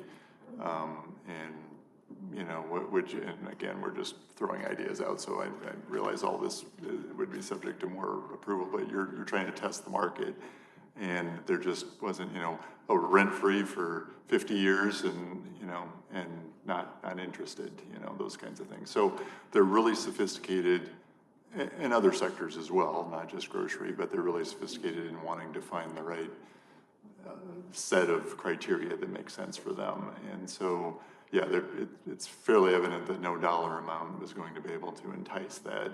So this and helping small business seems to be a primary thing that across the country we see that's where the majority of both struggle and expansion can come from, as well as new business. So that's, I think, a little bit as to why we landed on this. Correct, thank you. And so it was, it is food related. It is in part of Third Ward, but really the part on Rockingham doesn't have these things right now, and I'm okay with that. The place that got hurt the most was the part of Rockingham that is in First Ward when the grocery store left. And what Alderman Dunn has said is true. If you don't go in and shop and you go to Walmart and shop, then things disappear. I was in the meeting when we talked to Hy-Vee that day, and we talked about that. So I would just encourage, I would like to support this. This is a very small project. It's a pilot project, and I would, ask for council support for this. We spend a lot of money on many things. And I would also say, if you have not been down, get in your car, and if people want to pontificate about what we're doing, get in your car, and I know that you do go down there, and I appreciate that, but get in your car and go down to the Home Plate and have lunch. I go in there, I take friends there, and I'm like one of 3 tables. There, it is homemade food, they are wonderful people, and there are other people down there that are serving meals as well. So, if you want to come up here and talk, please get in your car and please, visit these small businesses, visit these restaurants, and try to participate there and spend your money there. And I think everybody would appreciate that. And I would ask folks around here as well. Thank you. All right, we'll go to Alderman Kelly for a second time. I'm so sorry, Bruce, I have one quick, where is the chamber on this? Because for the time that I've been here, I do have to agree with the public that the chamber gives a great presentation, but it's like, yeah. At this stage, they're transitioning this year into the GROW model, which does include more retail and office-related assistance than they've ever assisted with before. So I think there's a potential that there might be some blending there. I'm not sure that they have generally the chamber doesn't offer a lot of incentives. I mean, they are a bit more on the facilitation side of things, but we can certainly approach them and see if they'd have some openness. And maybe this is just the first tranche of the 500,000, so it could be something that a future partnership might come together on. So what I'm hearing is there's a disconnect from that end of town? No, I think it's just, I don't believe they have a pot of funds that they've, are looking to park somewhere or allocate to something, but I think their new business model will likely cause them to want to discuss how they can help market. Generally, the chamber does not provide incentives, so. Right on. Thank you. Yep.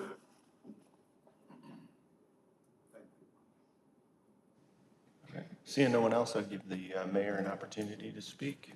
I just want to say I've been doing this a long time, and my opinion, the good alderman of the far left in the first ward, there's nobody else that does more advocacy and more engagement for his respective area, whether it's a food pantry or a playground or a spray park or a food place or the discussions we had face-to-face with Hy-Vee and other places. There's no one else that does in your that does so good to help with that area and work hard and get after stuff, even get after me sometimes to push things and just know that every issue you bring up, he's probably already tried to address it a bunch of times and worked hard. So this is a great step.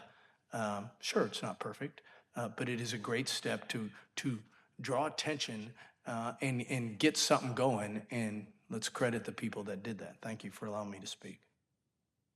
All right, thank you. Before we move on, I will just reiterate that sentiment. I am fully supportive of this. I think it is a great opportunity for us to try to support small business in the West End. It's something new, and I think I'm hopeful that it's impactful, right? And so you take a little bit of a risk by creating a new $100,000 program, but if it's successful and we're able to keep some businesses in business down there and potentially get some new small businesses to start, I think it'll be a win for the West End. So I'm excited to see what happens with this.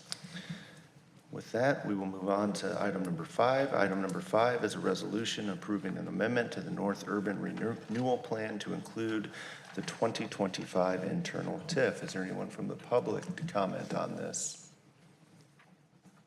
Step to the lectern, state your name and address or ward, please. You'll have 5 minutes. Judith Lee, Second Ward. I'm looking at this. We're talking about over $250,000. The rationale to reimburse the general fund for economic development staff costs and other, and this is very general, economic development related activities. And then I look down at the second part, and it's trying to make the point this is actually a very small amount of money compared to our overall debt, including that remaining constitutional debt capacity I talked about. So it appears that this is going to be added to our debt for staff costs, for administrative costs. And maybe I'm not understanding it, but I believe that there needs to be more information in the background information for this in order to understand what this money is for. It's not for projects, it's for staff costs, and we're already paying staff costs. Why do we need over $250,000 more in general obligation debt to support this, including for other economic development related activities? What are those? And why do we need more money for staff to do the job that they're already doing? I'm not saying we don't need this. I'm just saying there is not enough information available, and I'm asking you to put this on discussion until that information can be provided to the public as well as to you in the background information for this agenda item. Thank you.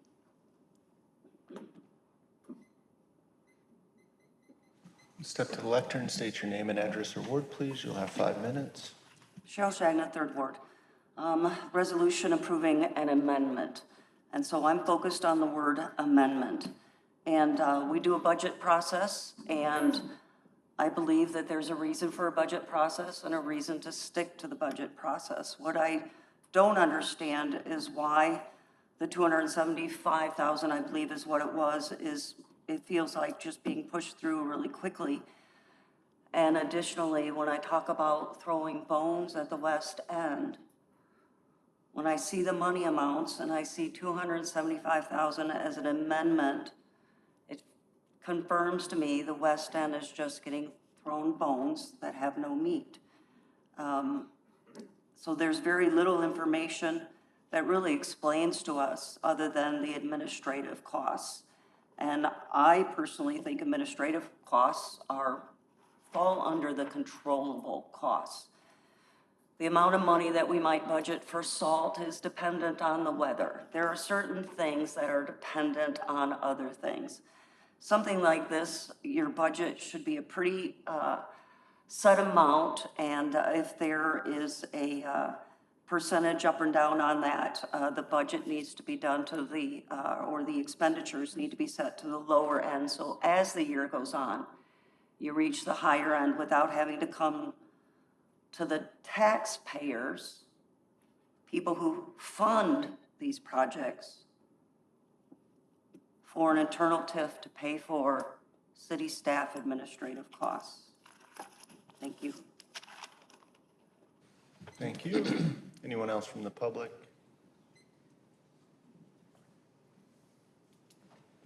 Seeing no one, we'll move to council with comment.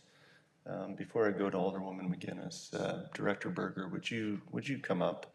I know this is a routine item that we do every year. This comes up once a year, and please explain what it is for us again. Thank you. Sure. Bruce Berger, Community and Economic Development again. So maybe there's a few things I can kind of clarify in the process that might help answer some of the questions. So yeah, the point is that these dollars are spent by multiple staff in multiple departments. There are lots of annual reporting requirements and things that go along with past TIF agreements that continue on for generally a period of 15 years. So over time, it's quite a bit of reporting. The state has changed how you report on those things, and so that's a lot of it. The logistics of, and I think there was one question about the timing. So this is forward-looking.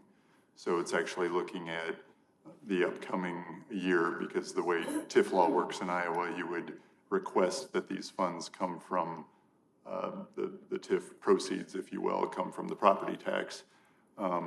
And you have to get that request into the state and through a public process so that the following capital expenditure year that they're available. So this is looking at next fiscal year. And then maybe the final, I'm sorry, there was one more small thing. I think it was raised about the constitutional limit. I'm channeling finance here, so correct me if I get this wrong. I don't think we have, but I think that it generally works that you need under state code, you need to identify what your general property tax capacity is, and you can't exceed your debt by more than 5%, I believe. And so generally that's the reason for stating those dollar amounts, so that it complies with the regulatory requirement with the state. And as was mentioned, it's well below. So the key thing that I think in past years, I know we've had the discussion with Council Ford, so just sort of keep in mind, these are administrative expenses that are incurred by the city and will be incurred by the city anyway. And were this not to be approved, it would be under general fund that you would fund them. So it would be 100% the city of Davenport's cost. Those past TIFs over the decades have benefited the other taxing authorities, which would include Scott County, Davenport School District, community colleges, and those relative percentages. So what this really aims to do is share the administrative cost of those benefits. We were able to secure those projects that generate tax revenue, and to continue reporting on those, there is an annual cost that goes with that. And so instead of the city paying 100% of the cost, we're actually asking the other taxing authorities to pay for that. So it actually reduces the city of Davenport's tax burden. So I don't know if that. Yeah, if I could just repeat back what I heard, which is there's an administrative cost when you approve a TIF. And so there are TIF projects that have happened in the past, and the city has administrative costs related to those. Instead of paying those out of the general fund, which might take away from our streets, our sewers, our police, our fire, you take them out of the increment. The increment is the difference between what that property used to pay in taxes and what it pays now. Correct. Is that correct? Good. I look forward to hearing your explanation on this again next year. Thank you.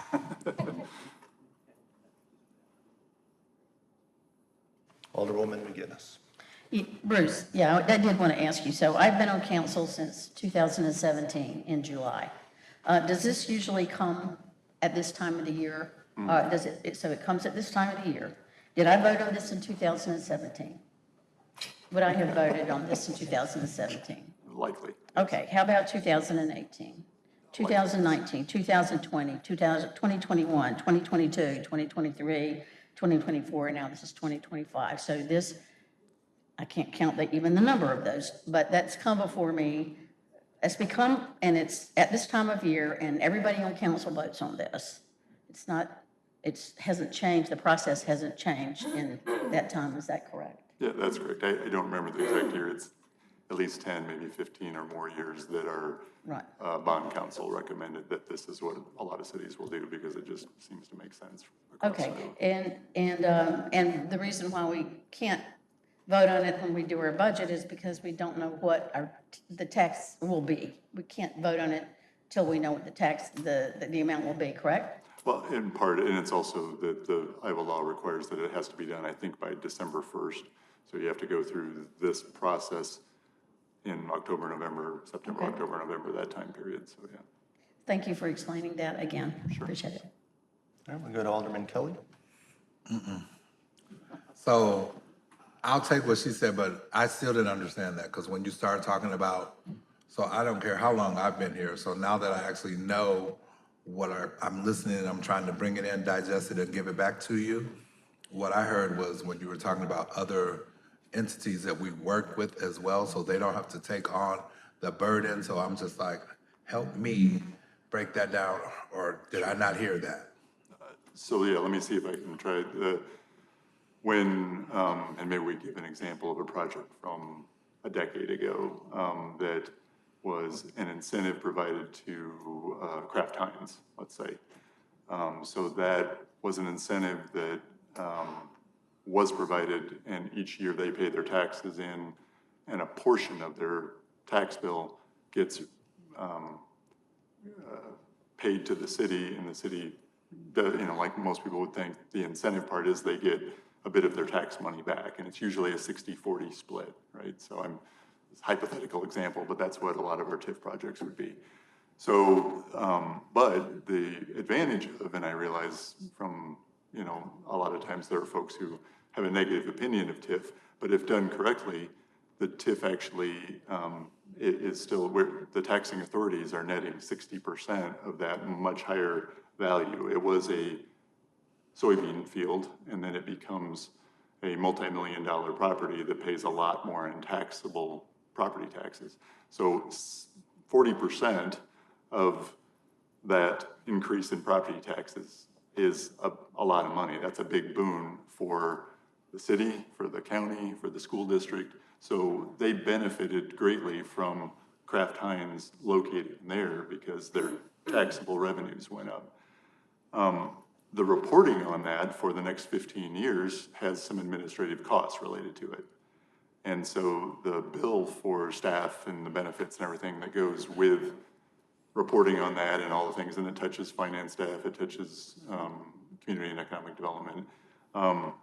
The administrative costs, in this case, talking roughly $275,000 for all of those different reporting requirements and things that if you didn't approve an internal TIF, that $275,000 would be paid for by City of Davenport general funds. But by doing the internal TIF, you're able to take the property tax paid by all of those different entities, in this case in the north area, and you can take some of that money from the county, some of that money from the Davenport Community School District, and that helps us so that the city isn't paying $275,000 for it, for the staffing cost of administering all of these TIFs. We're actually paying whatever that number is, and I didn't do the math, but it's a number lower than 275,000. So we're sharing it with the other taxing authorities who also benefited from Kraft Heinz coming. So that's the way it generally was explained by our bond counsel to finance staff, and why it generally makes sense for the city of Davenport.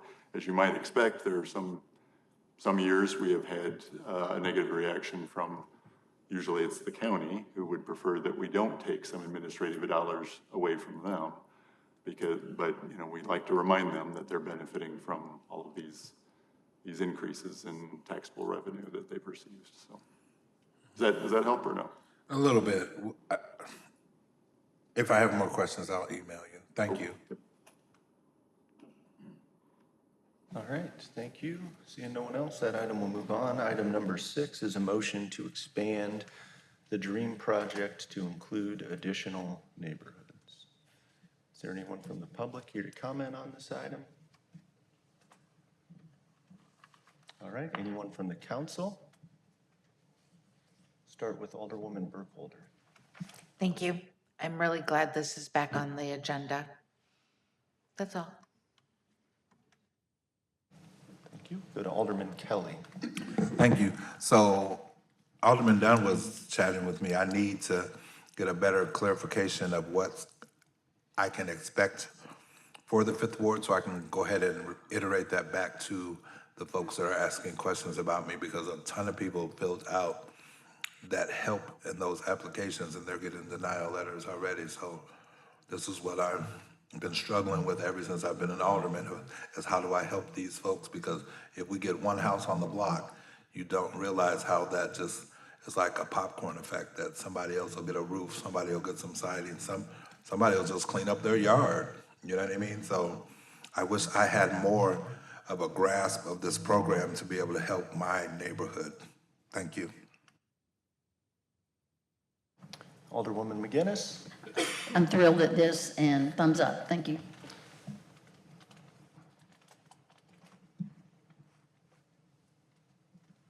Alderman Reinhardt. Thank you for including the 8th Ward. All right, seeing no one else, I will just make a brief comment. The DREAM program, it's one of the best programs we've done in the city of Davenport. I'm proud to have been on the city council when we implemented it. When this council decided to take a hard look and see if we were going to change locations or expand it, or I don't even necessarily know if expansion was on the table. I'm really glad that this entire council said, we don't want to move it, we want to expand it. This is a good thing. Let's move it throughout Davenport. And now we've got 2 new neighborhoods that are going to see the benefits of this great program. So this is a win for everybody. Seeing no one else, I would ask that Alderman Reinhardt please set our agenda. Keeping number 2 on discussion. Yes. Thank you. I'd like to make a motion to place items 1, 3, 4, 5, and 6 on consent, and item number 2 will remain on discussion. Second. There's a motion and a second. All in favor? Aye. Are there any opposed? Our agenda has been set. Back to you, Your Honor. Thank you, Alderman Griffin, Alderman Reinhardt. I'm going to take a break. Be back at 7:30. Thank you. Let's start heading back, folks. Wow. Let's start heading back.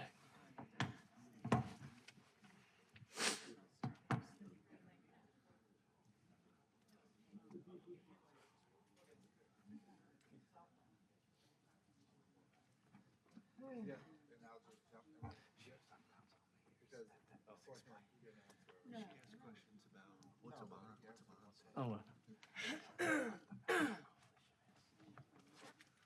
Did you see Rick? Yeah, he's coming. Okay.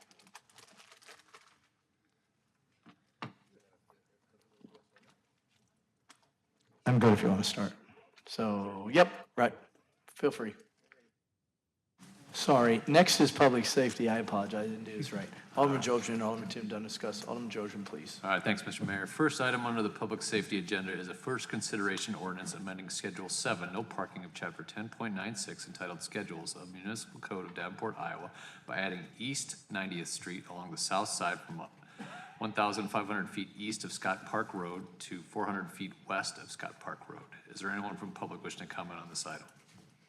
Seeing none, anyone from council? Seeing none, that item will move on. Item number 2, first consideration ordinance amending Schedule 13, 7-ton weight limit of Chapter 10.96 entitled Schedules of Municipal Code of Davenport, Iowa by adding Central Park Avenue from Fairmont Street to Emise Park Drive. Is there anyone from the public wishing to comment on this item? Seeing none, move to council. Alderwoman Burkholder. I just have a question. The 7-ton weight limit, is that all of Central Park and we're just adding this section to the 7-ton weight limit?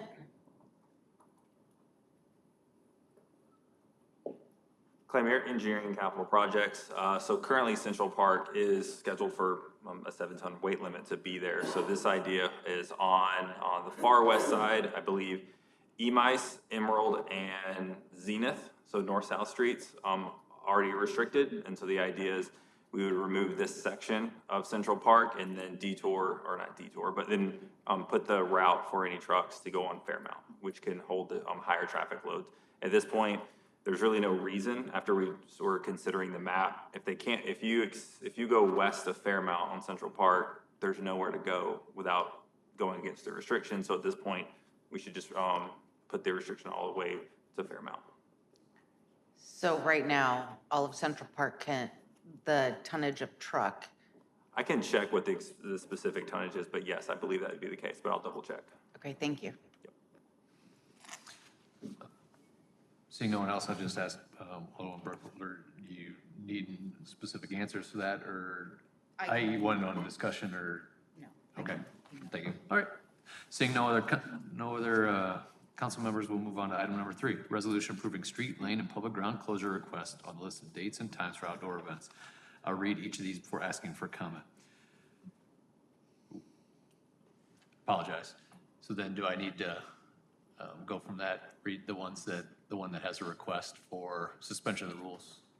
Read that individually then, I'm assuming? Yeah, I would just say that will be removed and moved to the other ordinances motions. Okay, so before I read the other items, I will first read the first item, which is Davenport Community School District Central High School Homecoming Parade with attached parade route online, 6 p.m. to 7 p.m., Wednesday, September 24th, 2025. Closures, police controlled.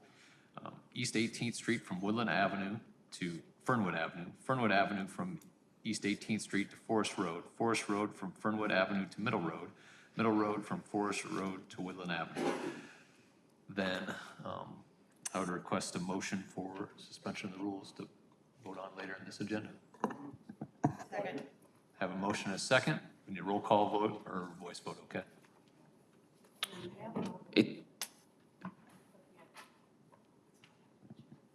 Okay, well. No. My bad. I will retract the motion. I apologize. I should have got some snacks. My blood sugar's low. All right, so I'll read each of these items on item number 3 before asking for comment. Next, Davenport Parks and Recreation, Halloween in the Park, Centennial Dog Park, 315 South Marquette Street, 10 a.m. to 3 p.m. Saturday, October 4th, 2025. Rain date, Sunday, October 5th, 2025. Closure, South Marquette Street, south of City Maintenance Facility to Beiderbecke Drive. Next, Glen Beatty, Fire Muster and Lights and Sirens Parade, Village of East Davenport, 7 a.m. to 4 p.m. Sunday, October 5th, 2025. Closures, East 11th Street from Mound Street to Jersey Ridge Road, Christie Street from East 11th Street north to the alley. Next, Davenport Community School District, West High School Homecoming Parade. See attached parade route online, 5:30 p.m. to 7 p.m. Thursday, October 9th, 2025. Closures, which are police controlled. North Clark Street from West 15th Street to West 18th Street. West 18th Street from North Clark Street to North Elsie Avenue. North Elsie Avenue from West 18th Street to West Lombard Street. West Lombard Street from North Elsie Avenue to North Nevada Avenue. North Nevada Avenue from West Lombard Street south to West High School. Next, Ranch Riders Brotherhood 40th Anniversary, 325 Marquette Street, 8 a.m. to 11:30 p.m., Saturday, October 11th, 2025. Closure, Marquette Street from West 4th Street south to the alley. Next, Lower Lane, Hey MS Take a Walk, Bechtel Park, 499 East 2nd Street, 11:30 a.m. to 4 p.m., Sunday, October 12th, 2025. Closure, Iowa Street from River Drive to East 2nd Street. And last, Indivisible QC, No King's March, Vanderveer Botanical Park, 215 West Central Park, 10 a.m., 12:30 p.m., Saturday, October 18th, 2025. Closures, westbound West Lombard Street from Brady Street to Harrison Street. Easternmost travel lane on Harrison Street from West Lombard Street to West Central Park Avenue. Next, southernmost eastbound lane on West Central Park Avenue from Harrison Street to Brady Street.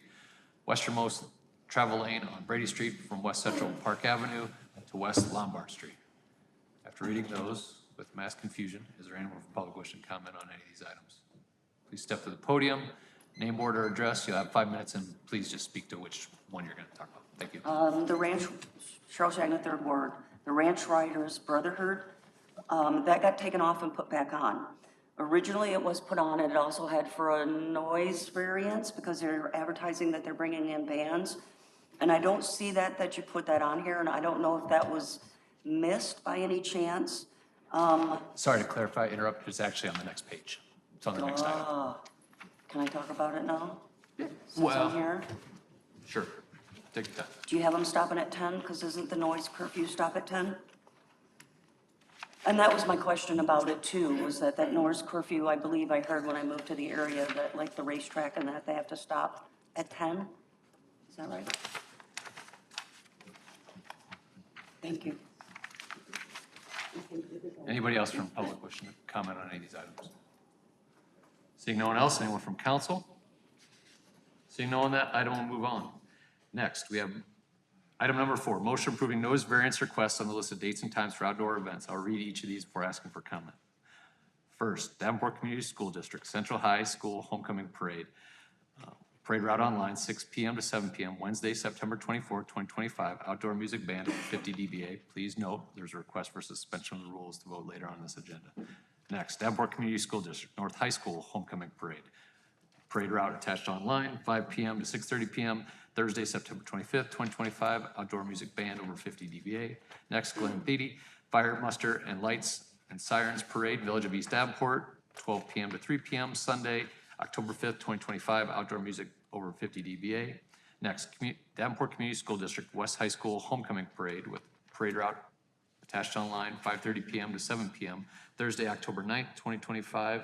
Outdoor music band over 50 dBA. And last, Ranch Riders Brotherhood 40th Anniversary, 325 Marquette Street, 12 p.m. to 10 p.m., Saturday, October 11th, 2025. Outdoor music band over 50 dBA. Is there anyone from public wishing to comment on any of these items? Seeing none, anyone from council? Seeing none, that item will move on. And then we have item number 5, motion approving beer and liquor license applications. I'll read those under section A, new license, new owner, temporary permit, temporary outdoor area, location transfer, et cetera.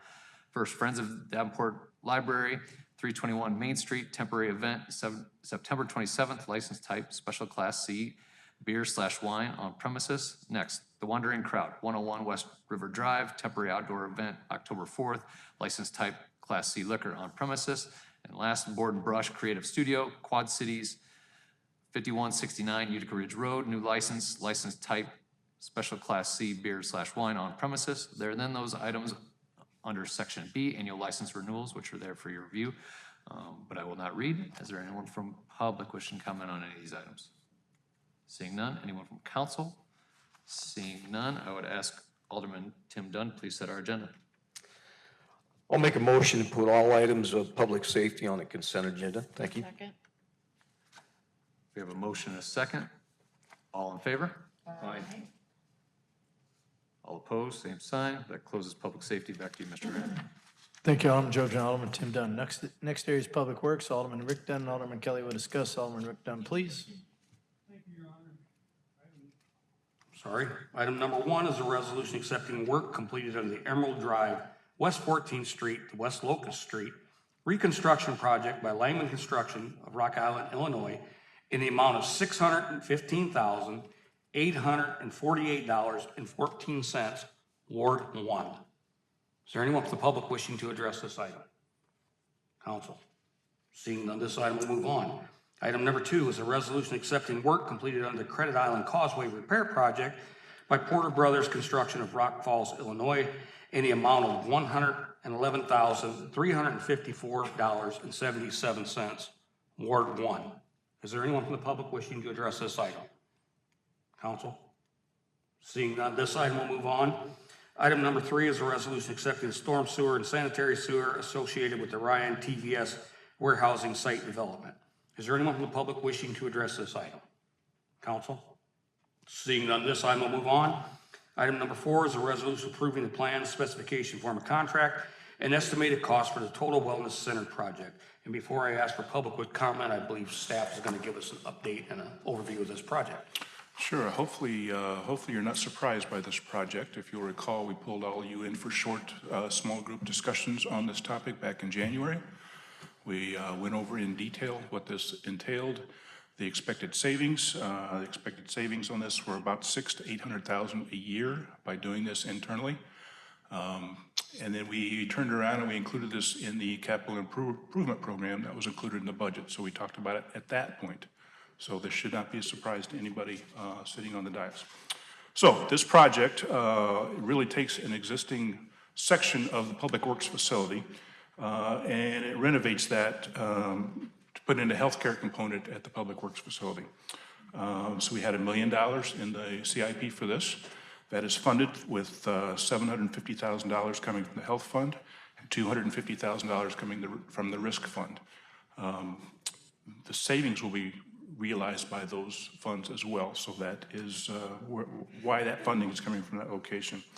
So what this will allow, it basically focuses all of our occupational health type activities internally here. So we don't have to send a future employee to a doctor's office and wait a week and a half to get an appointment. We can do that in a very quick turnaround.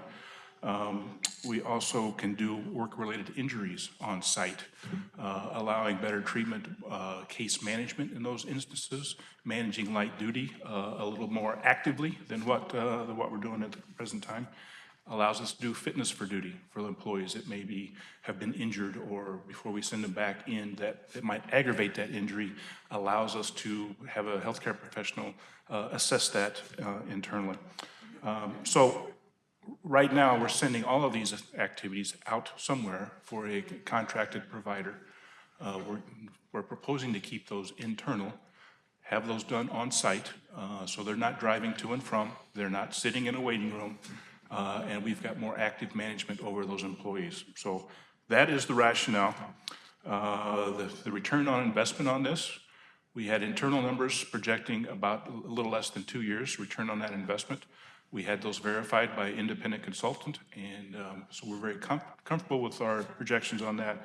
We're very confident in this project, and we would appreciate your support on that. Thank you. Sounds good. Now I'll open up to anybody from the public wishing to address this item. Theo Gilmore, 6th Ward. I don't want to necessarily repeat what he said, but some of this is repetitive. So we're going to be able to do pre-employment physicals, DOT physicals, sports physicals. So if you have an employee that has a kid that's going to sports physicals, flu shots, shingle shots, stitches, sprains, strains, physical therapy. And this service is not just for the public works people. It's also going to include the police department and the fire department. So if you have a police officer who wants a flu shot, go out to public works, you get a flu shot. We're not talking about a full-fledged gymnasium. We're just talking about basically a first aid station. So I'm 100% for it. Thank you. Thank you. Anyone else?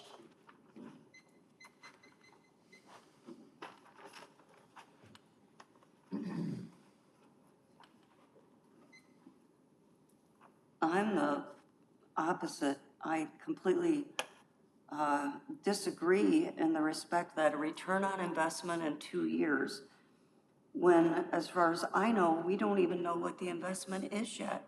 So how can you tell me that you know the return on investment is 2 years? I believe that's what I heard. The other thing is the amount of money that is being spent. did I write down up to 800,000 is being spent on this stuff for the employees? I can see putting in some preventative programs because healthcare starts before you get sick, people. You have to maintain your health. It is your greatest asset. And if you wait until you're sick to take care of it, then we have expenses like this. If we're gonna do anything, if we are going to do anything, because as a taxpayer, I do not support this, let's put some energy and time into things that are proactive, again, versus reactive. These numbers don't make sense to me, and for those reasons, I absolutely can't see supporting it right now. Thank you. Anyone else? Wayne Simon, Third Ward. You can get a flu shot at any Hy-Vee, Walmart, whatever. That's what we pay them for. Why do you need to spend $800,000 so you can get a flu shot in the back office? Just seems kind of crazy to me. I mean, we all got to go to the doctor. We all got to wait. It's life. I mean, we had a nice emergency room on the west side. We don't have that no more. So that backed up the flow, in my opinion. You know, you can get a flu shot anywhere. A shingle shot.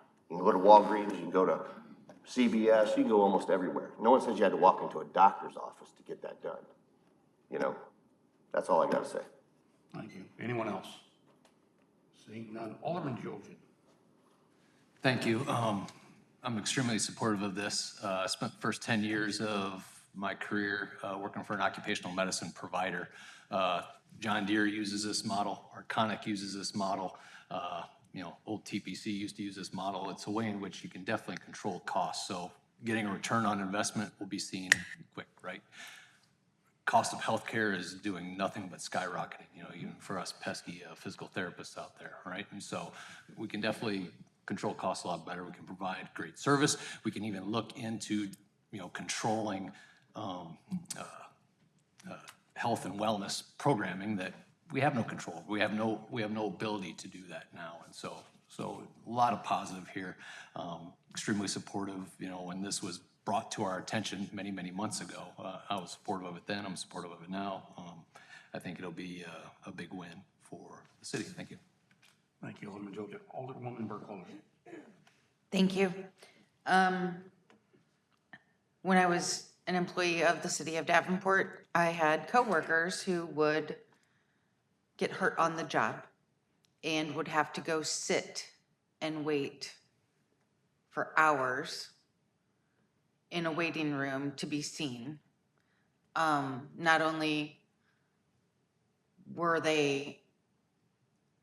still paying them for the hours worked, plus whoever had to take them to sit in a waiting room. I do believe that this will cut back that cost. I believe this is going to be not only offered to employees, but their families. I think eventually it will be anybody on a health insurance program, yes. Okay. I'm supportive of this. Seeing the difference of having to go and sit in a waiting room for, I stepped off the curb wrong and twisted my ankle. Just going right to Public Works and having somebody there and having the tools in-house, I think will be very beneficial. I do think this will end up being a great program that we can add to for our city employees. Thank you. Thank you, Alderwoman Burkholder. Anyone else? Seeing none, Your Honor, go ahead, please. Thank you, Elizabeth. Just quickly, we've talked about this a long time, for many years. Thank you to staff for bringing it and working it, and applaud everybody for supporting. Thank you. Thank you. Seeing no one else, this item will move on. Item number 5 is a resolution authorizing the submission of a grant application to the Iowa Clean Air Attainment Program, ICAAP, for financial assistance to construct a roundabout at the intersection of Utica Ridge Road and East 56th Street. Is there anyone from the public wishing to address this item? Council. Alderman Jojen. Thank you. Just briefly on this, you know, I thank staff. This is something that, I've had many conversations with Director Merritt and our engineer Brian Shad about with the growing traffic along Utica Ridge as well as Jersey Ridge and Eastern. So, kind of forward thinking here, obviously, nothing's guaranteed, but yeah, if we can find some money to help with some of that traffic congestion that's grown because of development out in the northeast part of town, that's great. And so, support of this. Thank you. Thank you. Alderwoman Burkholder. Sorry, thank you. I don't like roundabouts. I'm not very good at them. The roundabouts that I have seen throughout town, the only thing that I would suggest and that I've seen done elsewhere is instead of it being a concrete circle, so people don't just drive over it, let's do something in the middle. So they don't just drive straight over it. That is the only request that I have. Maybe plant some native flowers or something to deter that. Thank you. Thank you, Alderwoman Burke. Anyone else? Seeing none, this item will move on. And Alderman Kelly, would you set the agenda for us, please? That was a big one. I would like to make a motion to move all 5 items to the consent. Second? We have a motion and a second. All in favor, say aye. Aye. Any opposed, same sign. The agenda is set, and back to you, Your Honor. Thank you, Alderman Rick Dunn and Alderman Kelly. Next is Finance. Alderwoman Newton and Alderwoman Lynch will discuss. Alderwoman Newton, please. Thank you, Mayor. Tonight we have 3 items on the finance agenda. Item number 1, a resolution approving the appointment of Assistant City Administrator Nicole Gleason to the position of Acting City Administrator effective October 1st, 2025 until November 3rd, 2025, or such time when an interim city administrator is appointed. Is there anyone from the public wishing to address this item? Anyone from council? Alderman Rick Dunn. Thank you. I just want to say to Ms. Gleason, thank you. Alderman Jobson. Alderwoman Lynch. Thank you. And also ditto for doing it again. So there's that. Alderman Kelly. That's what I was gonna say, for stepping up and doing it again. Hats off to you. Alderman Tim Dunn. I agree with everybody. I would just want the record to reflect this does not happen often. Seeing no one else from council, I will move on to item number 2. Resolution approving an employee leasing agreement with MGT Impact Solutions LLC, formerly GovTemps, appointing Tim Gleason, parentheses, no relation to Nicole Gleason, as interim city administrator for a term of 6 months, expiring May 3rd, 2026, with an option to renew the agreement for additional time if necessary. Is there anyone from the public wishing to address this item? Anyone from council? Alderman Kelly. I had sent out an email. Are we still going to be able to, for us that couldn't fall in those timeframes? Yes, sir. I've got Mr. Gleason coming in a week from today at 4:30. We'll have some time set aside for you and for Alderperson Newton to sit down with him if you would like. Thank you. Alderman Jobson. Thank you. And I just want to make sure, and I didn't see anything in this agreement, that if Mr. Gleason would have some desire to apply for the permanent job, that this doesn't prohibit him from doing that. There's nothing in there that would restrict that. Again, I didn't see it. I just want to make sure, because again, this would be a good lengthy interview, right? To have someone interim that has some interest, and so, gives us a little bit more data. And so I was impressed when I spoke with him. Look forward to him coming along, and I'm glad that there's still some opportunities to extend and potentially move to something permanent, depending upon everything else in the process. Thank you. Is there anyone else from council? And just from clarification, Alderman Keller, are you asking for this to stay on discussion? Yes, okay. Just wanted to make. I would like for it to be on discussion, yes, Okay. please. I just wanted to make sure I understood correctly. Thank you. Last but not least, item number 3, resolution authorizing staff to initiate discussions to purchase 2 single-family owner-occupied homes at 2018 and 2024 North Ohio Avenue to assist in mitigating periodic localized flash flooding as part of the North Ohio Avenue Flash Flood Mitigation Project. Is there anyone from the public wishing to address this item? Seeing none, anyone from council? Seeing none, I would say item number 3 moves on, and with that, I would ask Alderwoman Lynch to please set our agenda. Thank you. I'd like to place items 1 and 3 on the consent agenda and item number 2 on discussion. I have a motion and a second. All those in favor? Any opposed? Seeing none, the motion carries. Our agenda is set, and I yield the floor back to you, Mayor. Thank you, Alderwoman Newton and Alderwoman Lynch. The next area is, are there any other ordinances, resolutions, motions? We have a few items this evening. First, the rules need to be suspended. Is there a motion to suspend the rules to vote on the respective items? Second. Motion and a second. Mr. Krupp, please call the roll for suspension.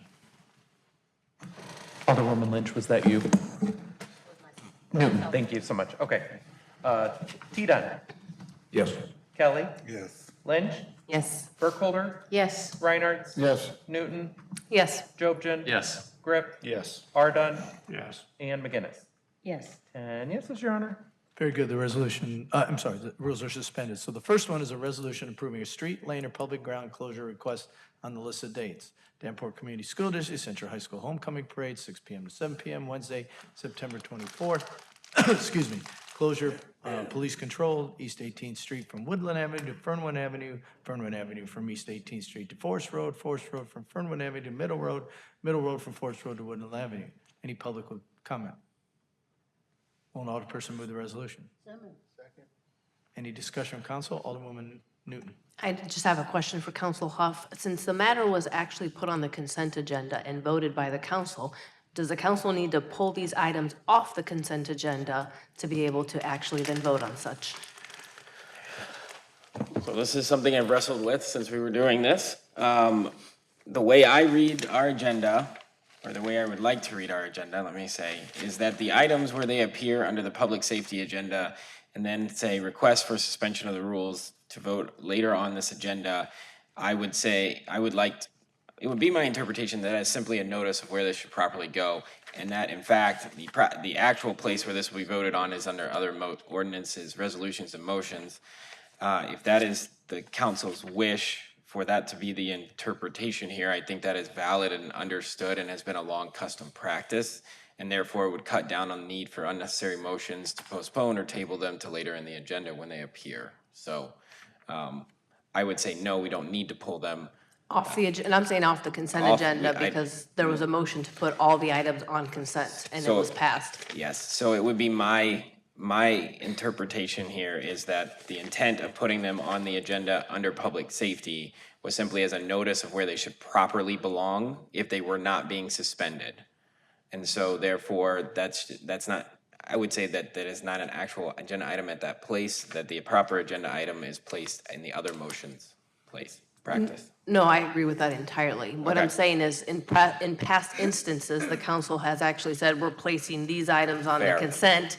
This one, will be addressed at other motions and resolutions. But what happened tonight was they said all of them are on consent. The council voted unanimously. So currently, as they stand, they're on consent. So how do for we vote on clarity- Yeah, so for clarity, because I do not believe that was council's intent, but for clarity, I would say you should entertain a motion to remove those two items from the consent agenda and then vote them now under the suspension of rules that's been called. So Okay. moved. Okay, so there's a motion and a second to remove. All in favor? Any opposed? Okay, now they're in the other ordinance and motion. Remember, it was stated that they were going to the other motions and suspensions to the end.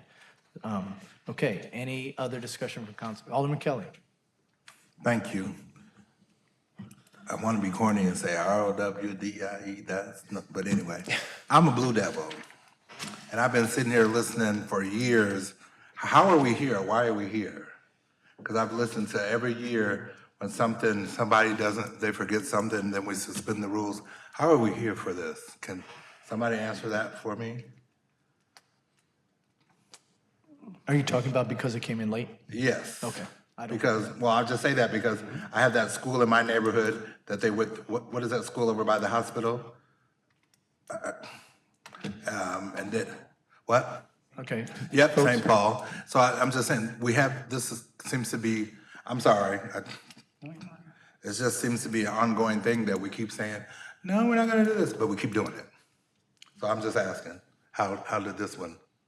I don't want to make excuses for the school district, but in my experience, because all these applications come into me, I put these on the agenda. It's a different person every other year. In the past, it's been students who I think might have been part of the student council or whatever, and they were tasked with doing this. I think this year it's actually a staff member. So again, I don't want to make excuses. They might not have been aware of the process, so. Okay, and I'll take that because I did that my first year with my block party, but I'm just saying every year, it seems like we keep, I don't want to say my phrase, kicking that can, but somebody gets to kick that can of when they have these events. But I'm all for Central. You good? Okay. Anybody else? Okay, Ms. Krupp, please call the roll for this resolution. Newton, Yes. Jobson, Yes. Kelly, But of course, yes. Ardon, Yes. McGinnis, Yes. T-Dunn, Yes. Lynch, Yes. Burkholder, Yes. Grip, Yes. and Reinhardt. Yes. 10 yeses, Your Honor. Very good. This resolution passes. The next one is approving a motion approving a noise variance request on listed date and time for outdoor event, Davenport Community School District Central High School Homecoming Parade. See the attached route, 6 p.m. to 7 p.m., Wednesday, September 24th, 2025. Outdoor music band over 50 dB. Any public comment? Alderperson, please move the motion. Motion and a second. Any comments from council? Okay, Mr. Krupp, please call the roll. Burkholder, Yes. Ardon, Yes. Newton, Yes. Jobson, Yes. Reinhardt, Yes. T-Dunn, Yes. Lynch, Yes. McGinnis, Yes. Kelly, Yes. and Grip. Yes. 10 yeses, Your Honor. Very good, that motion passes. Next item, is there any public business? If there are, please come to the motion. Please state your name, order, address. If you're not from here, living, know where you're from. You have 5 minutes, thank you. And please, nothing on, that was already on the agenda. Well, I don't know if I can do this, we're gonna try. A lot was said tonight, it was a long meeting. Things were talked about, smaller dollar amounts, 5,000, 10,000, 100,000, 275,000, and DREAM, helping the DREAM program, okay. But what about a $3.2 million hit on the initial cost of the building collapsing? And what about over $2 million in attorney fees? What about $1.9 million in settlements? $284,000 paid in April, $156,000 paid in June. You add that up, how much could you have enhanced all the other programs for everybody else? Now, a lot of people are asking more questions now, I've noticed. A lot more is being scrutinized, which is a good thing. It should have happened before. Okay, a lot has been said about taxes. There's a lot of things said that have not been said before. But you paid a price, everybody did, by not being diligent all along, by not focusing on those things all along. And you're trying to help, I think that. But the elections are coming and seats are going to change, one way or another. Some are leaving, some, whatever the reasons are. You've got a hell of a fight next time because all those other things are going to come due. I hope whoever that council is, they keep the focus on it and they listen. You're listening to the people now. You've been asking more questions and you've been giving them the opportunity. I think you're listening now where you didn't before. And I do think that this, a lot of times, this includes the staff. You people took an oath. They took a job. Those mistakes should not happen to that past extent. So stop them now. You are the people in charge. Take control. Whoever the new council is, you're inheriting a huge problem. Putting together something go progressive and you're going to have this huge chunk going to hit you in the end. You got to keep that in mind. I hope you do. It's been a long meeting, a lot was said. I get it. Thank you. Thank you. Next, please. Cheryl Shagna, Third Ward, and I'm doing an M for morals. And not as in the morale of the story, but your morals, your compass that guides you when you make decisions in life and how you treat people as you go through your life. Everybody should have a moral compass. But actually, I'm learning about, since I've been in Davenport, something called moral apathy, which is the exact opposite of morals. Moral apathy is equivalent to moral indifference or moral callousness. Willful indifference, denial, or lack of emotional connection to the suffering or well-being of others.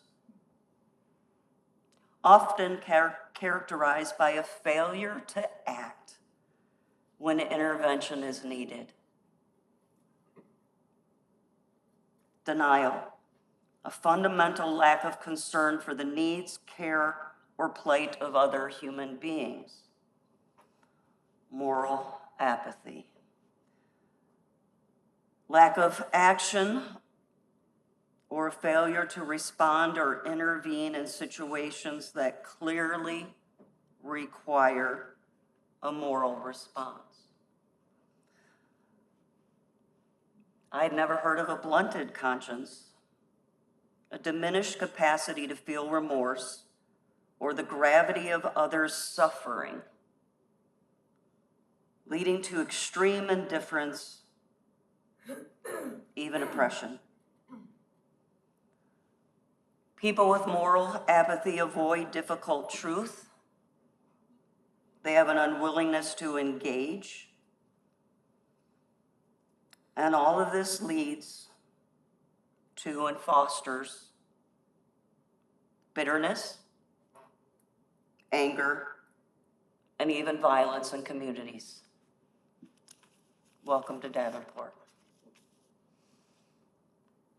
Knowledge versus being left out of the loop. Knowledge is power. Being left out of the loop would be saying a person is weak or does not have power, or taking their power away or keeping them out of the loop. Same thing works for our morals and our moral standards. Our moral compass, a good moral compass, is essential for cooperative living within a society and helping people to coexist and function peacefully. Morals are established in childhood. If you see someone who is cooperative and cooperates with others, who has respect for others and themselves, who has gratitude, who accepts responsibility for their actions even when they're wrong, who is humble, is honest, has compassion and integrity. Those are the people that have good morals and a high moral compass. They help people, not because someone is watching. Morals help us distinguish good people from ones that aren't so good.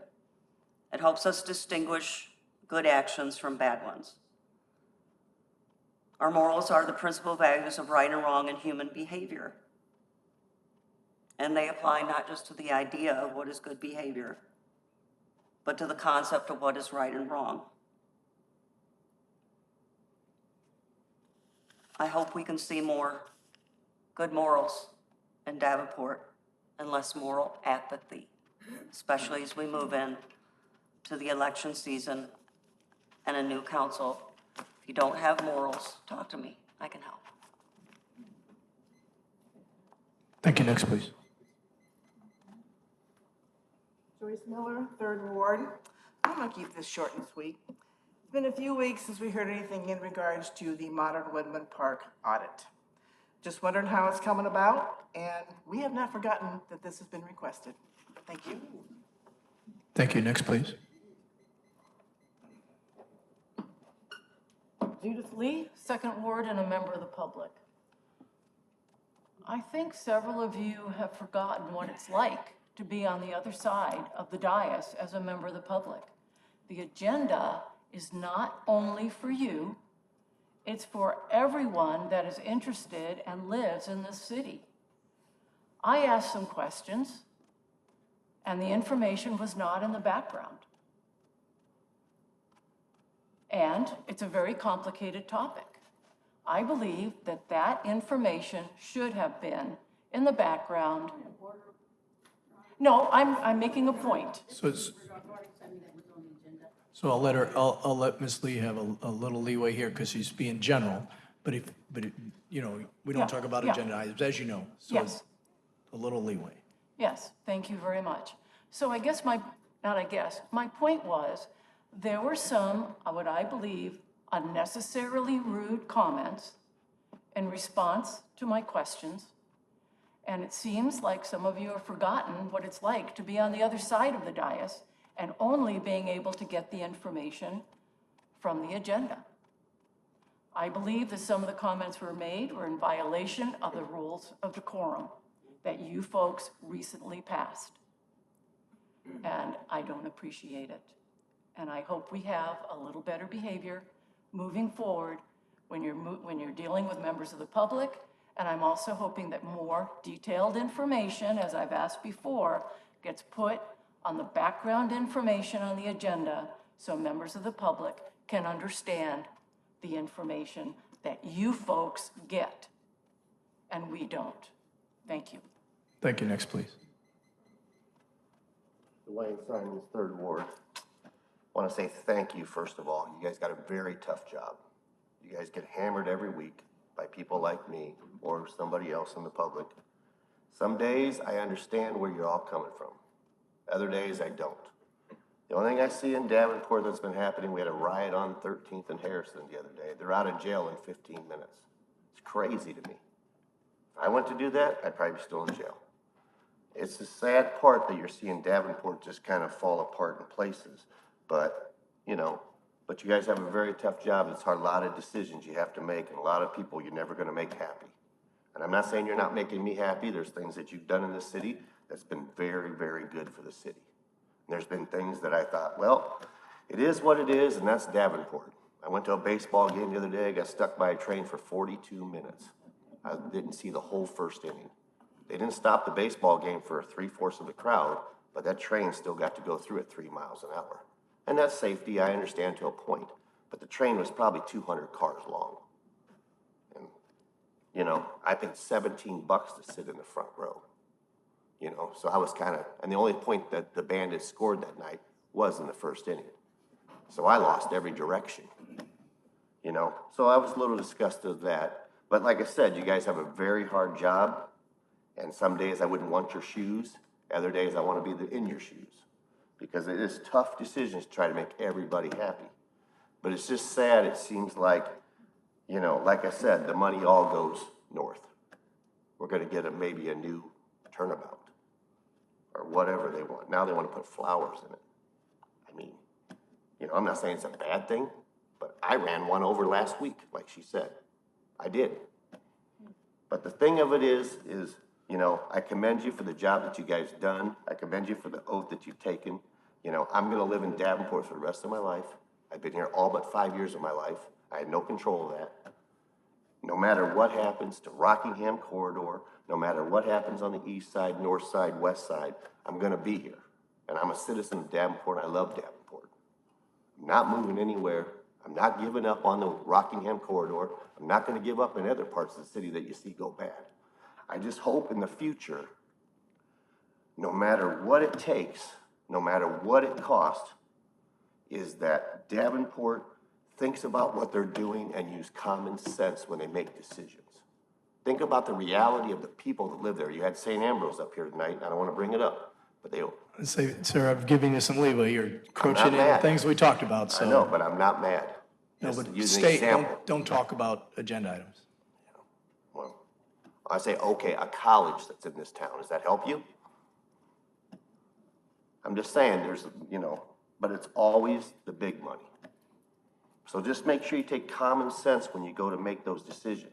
Think about the average guy that lives in Davenport, Iowa, that's trying to put food on the table every day and lights and gas so he has a place to live. You know, my neighborhood has issues, but I still live there. And there's a lot of people on this council that help me with a lot of issues. And I appreciate everything they've done for that neighborhood I live in and any other neighborhood that people live in. You know, I get frustrated up here sometimes, and I know you're listening because last week we figured that all out, last time I came in. It's great. But just remember, common sense. We all put our pants on one leg at a time, and we're all the same whether we live rich, poor, or indifferent.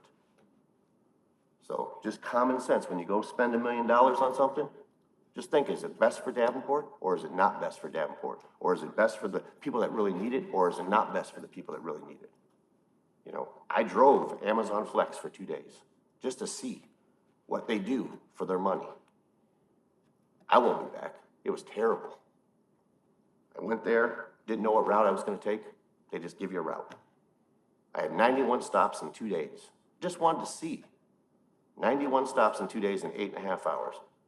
I made $160, and I had to take my car expense out or whatever. So I worked for about $8 an hour when it was all done and over with. To me, that's not a good, even though I'm not a regular employee of Amazon, but it's still associated with Davenport. They wanted me to go out at 3:45 in the morning and put packages on anybody's front door.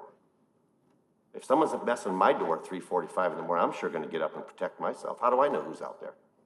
I just didn't understand that, you know, I did it just to see, and I won't do it again. I feel sorry for the people that are out there doing it, but we bragged about all those big companies that come to Davenport. It's great that we have jobs, but they're not really jobs. They're like, they paid me in 10 minutes so I could have gas money the next day to run because they were worried about it. Thank you. Thank you. Anyone else? Any comments from council? I see Alderman Joseph. 30 seconds.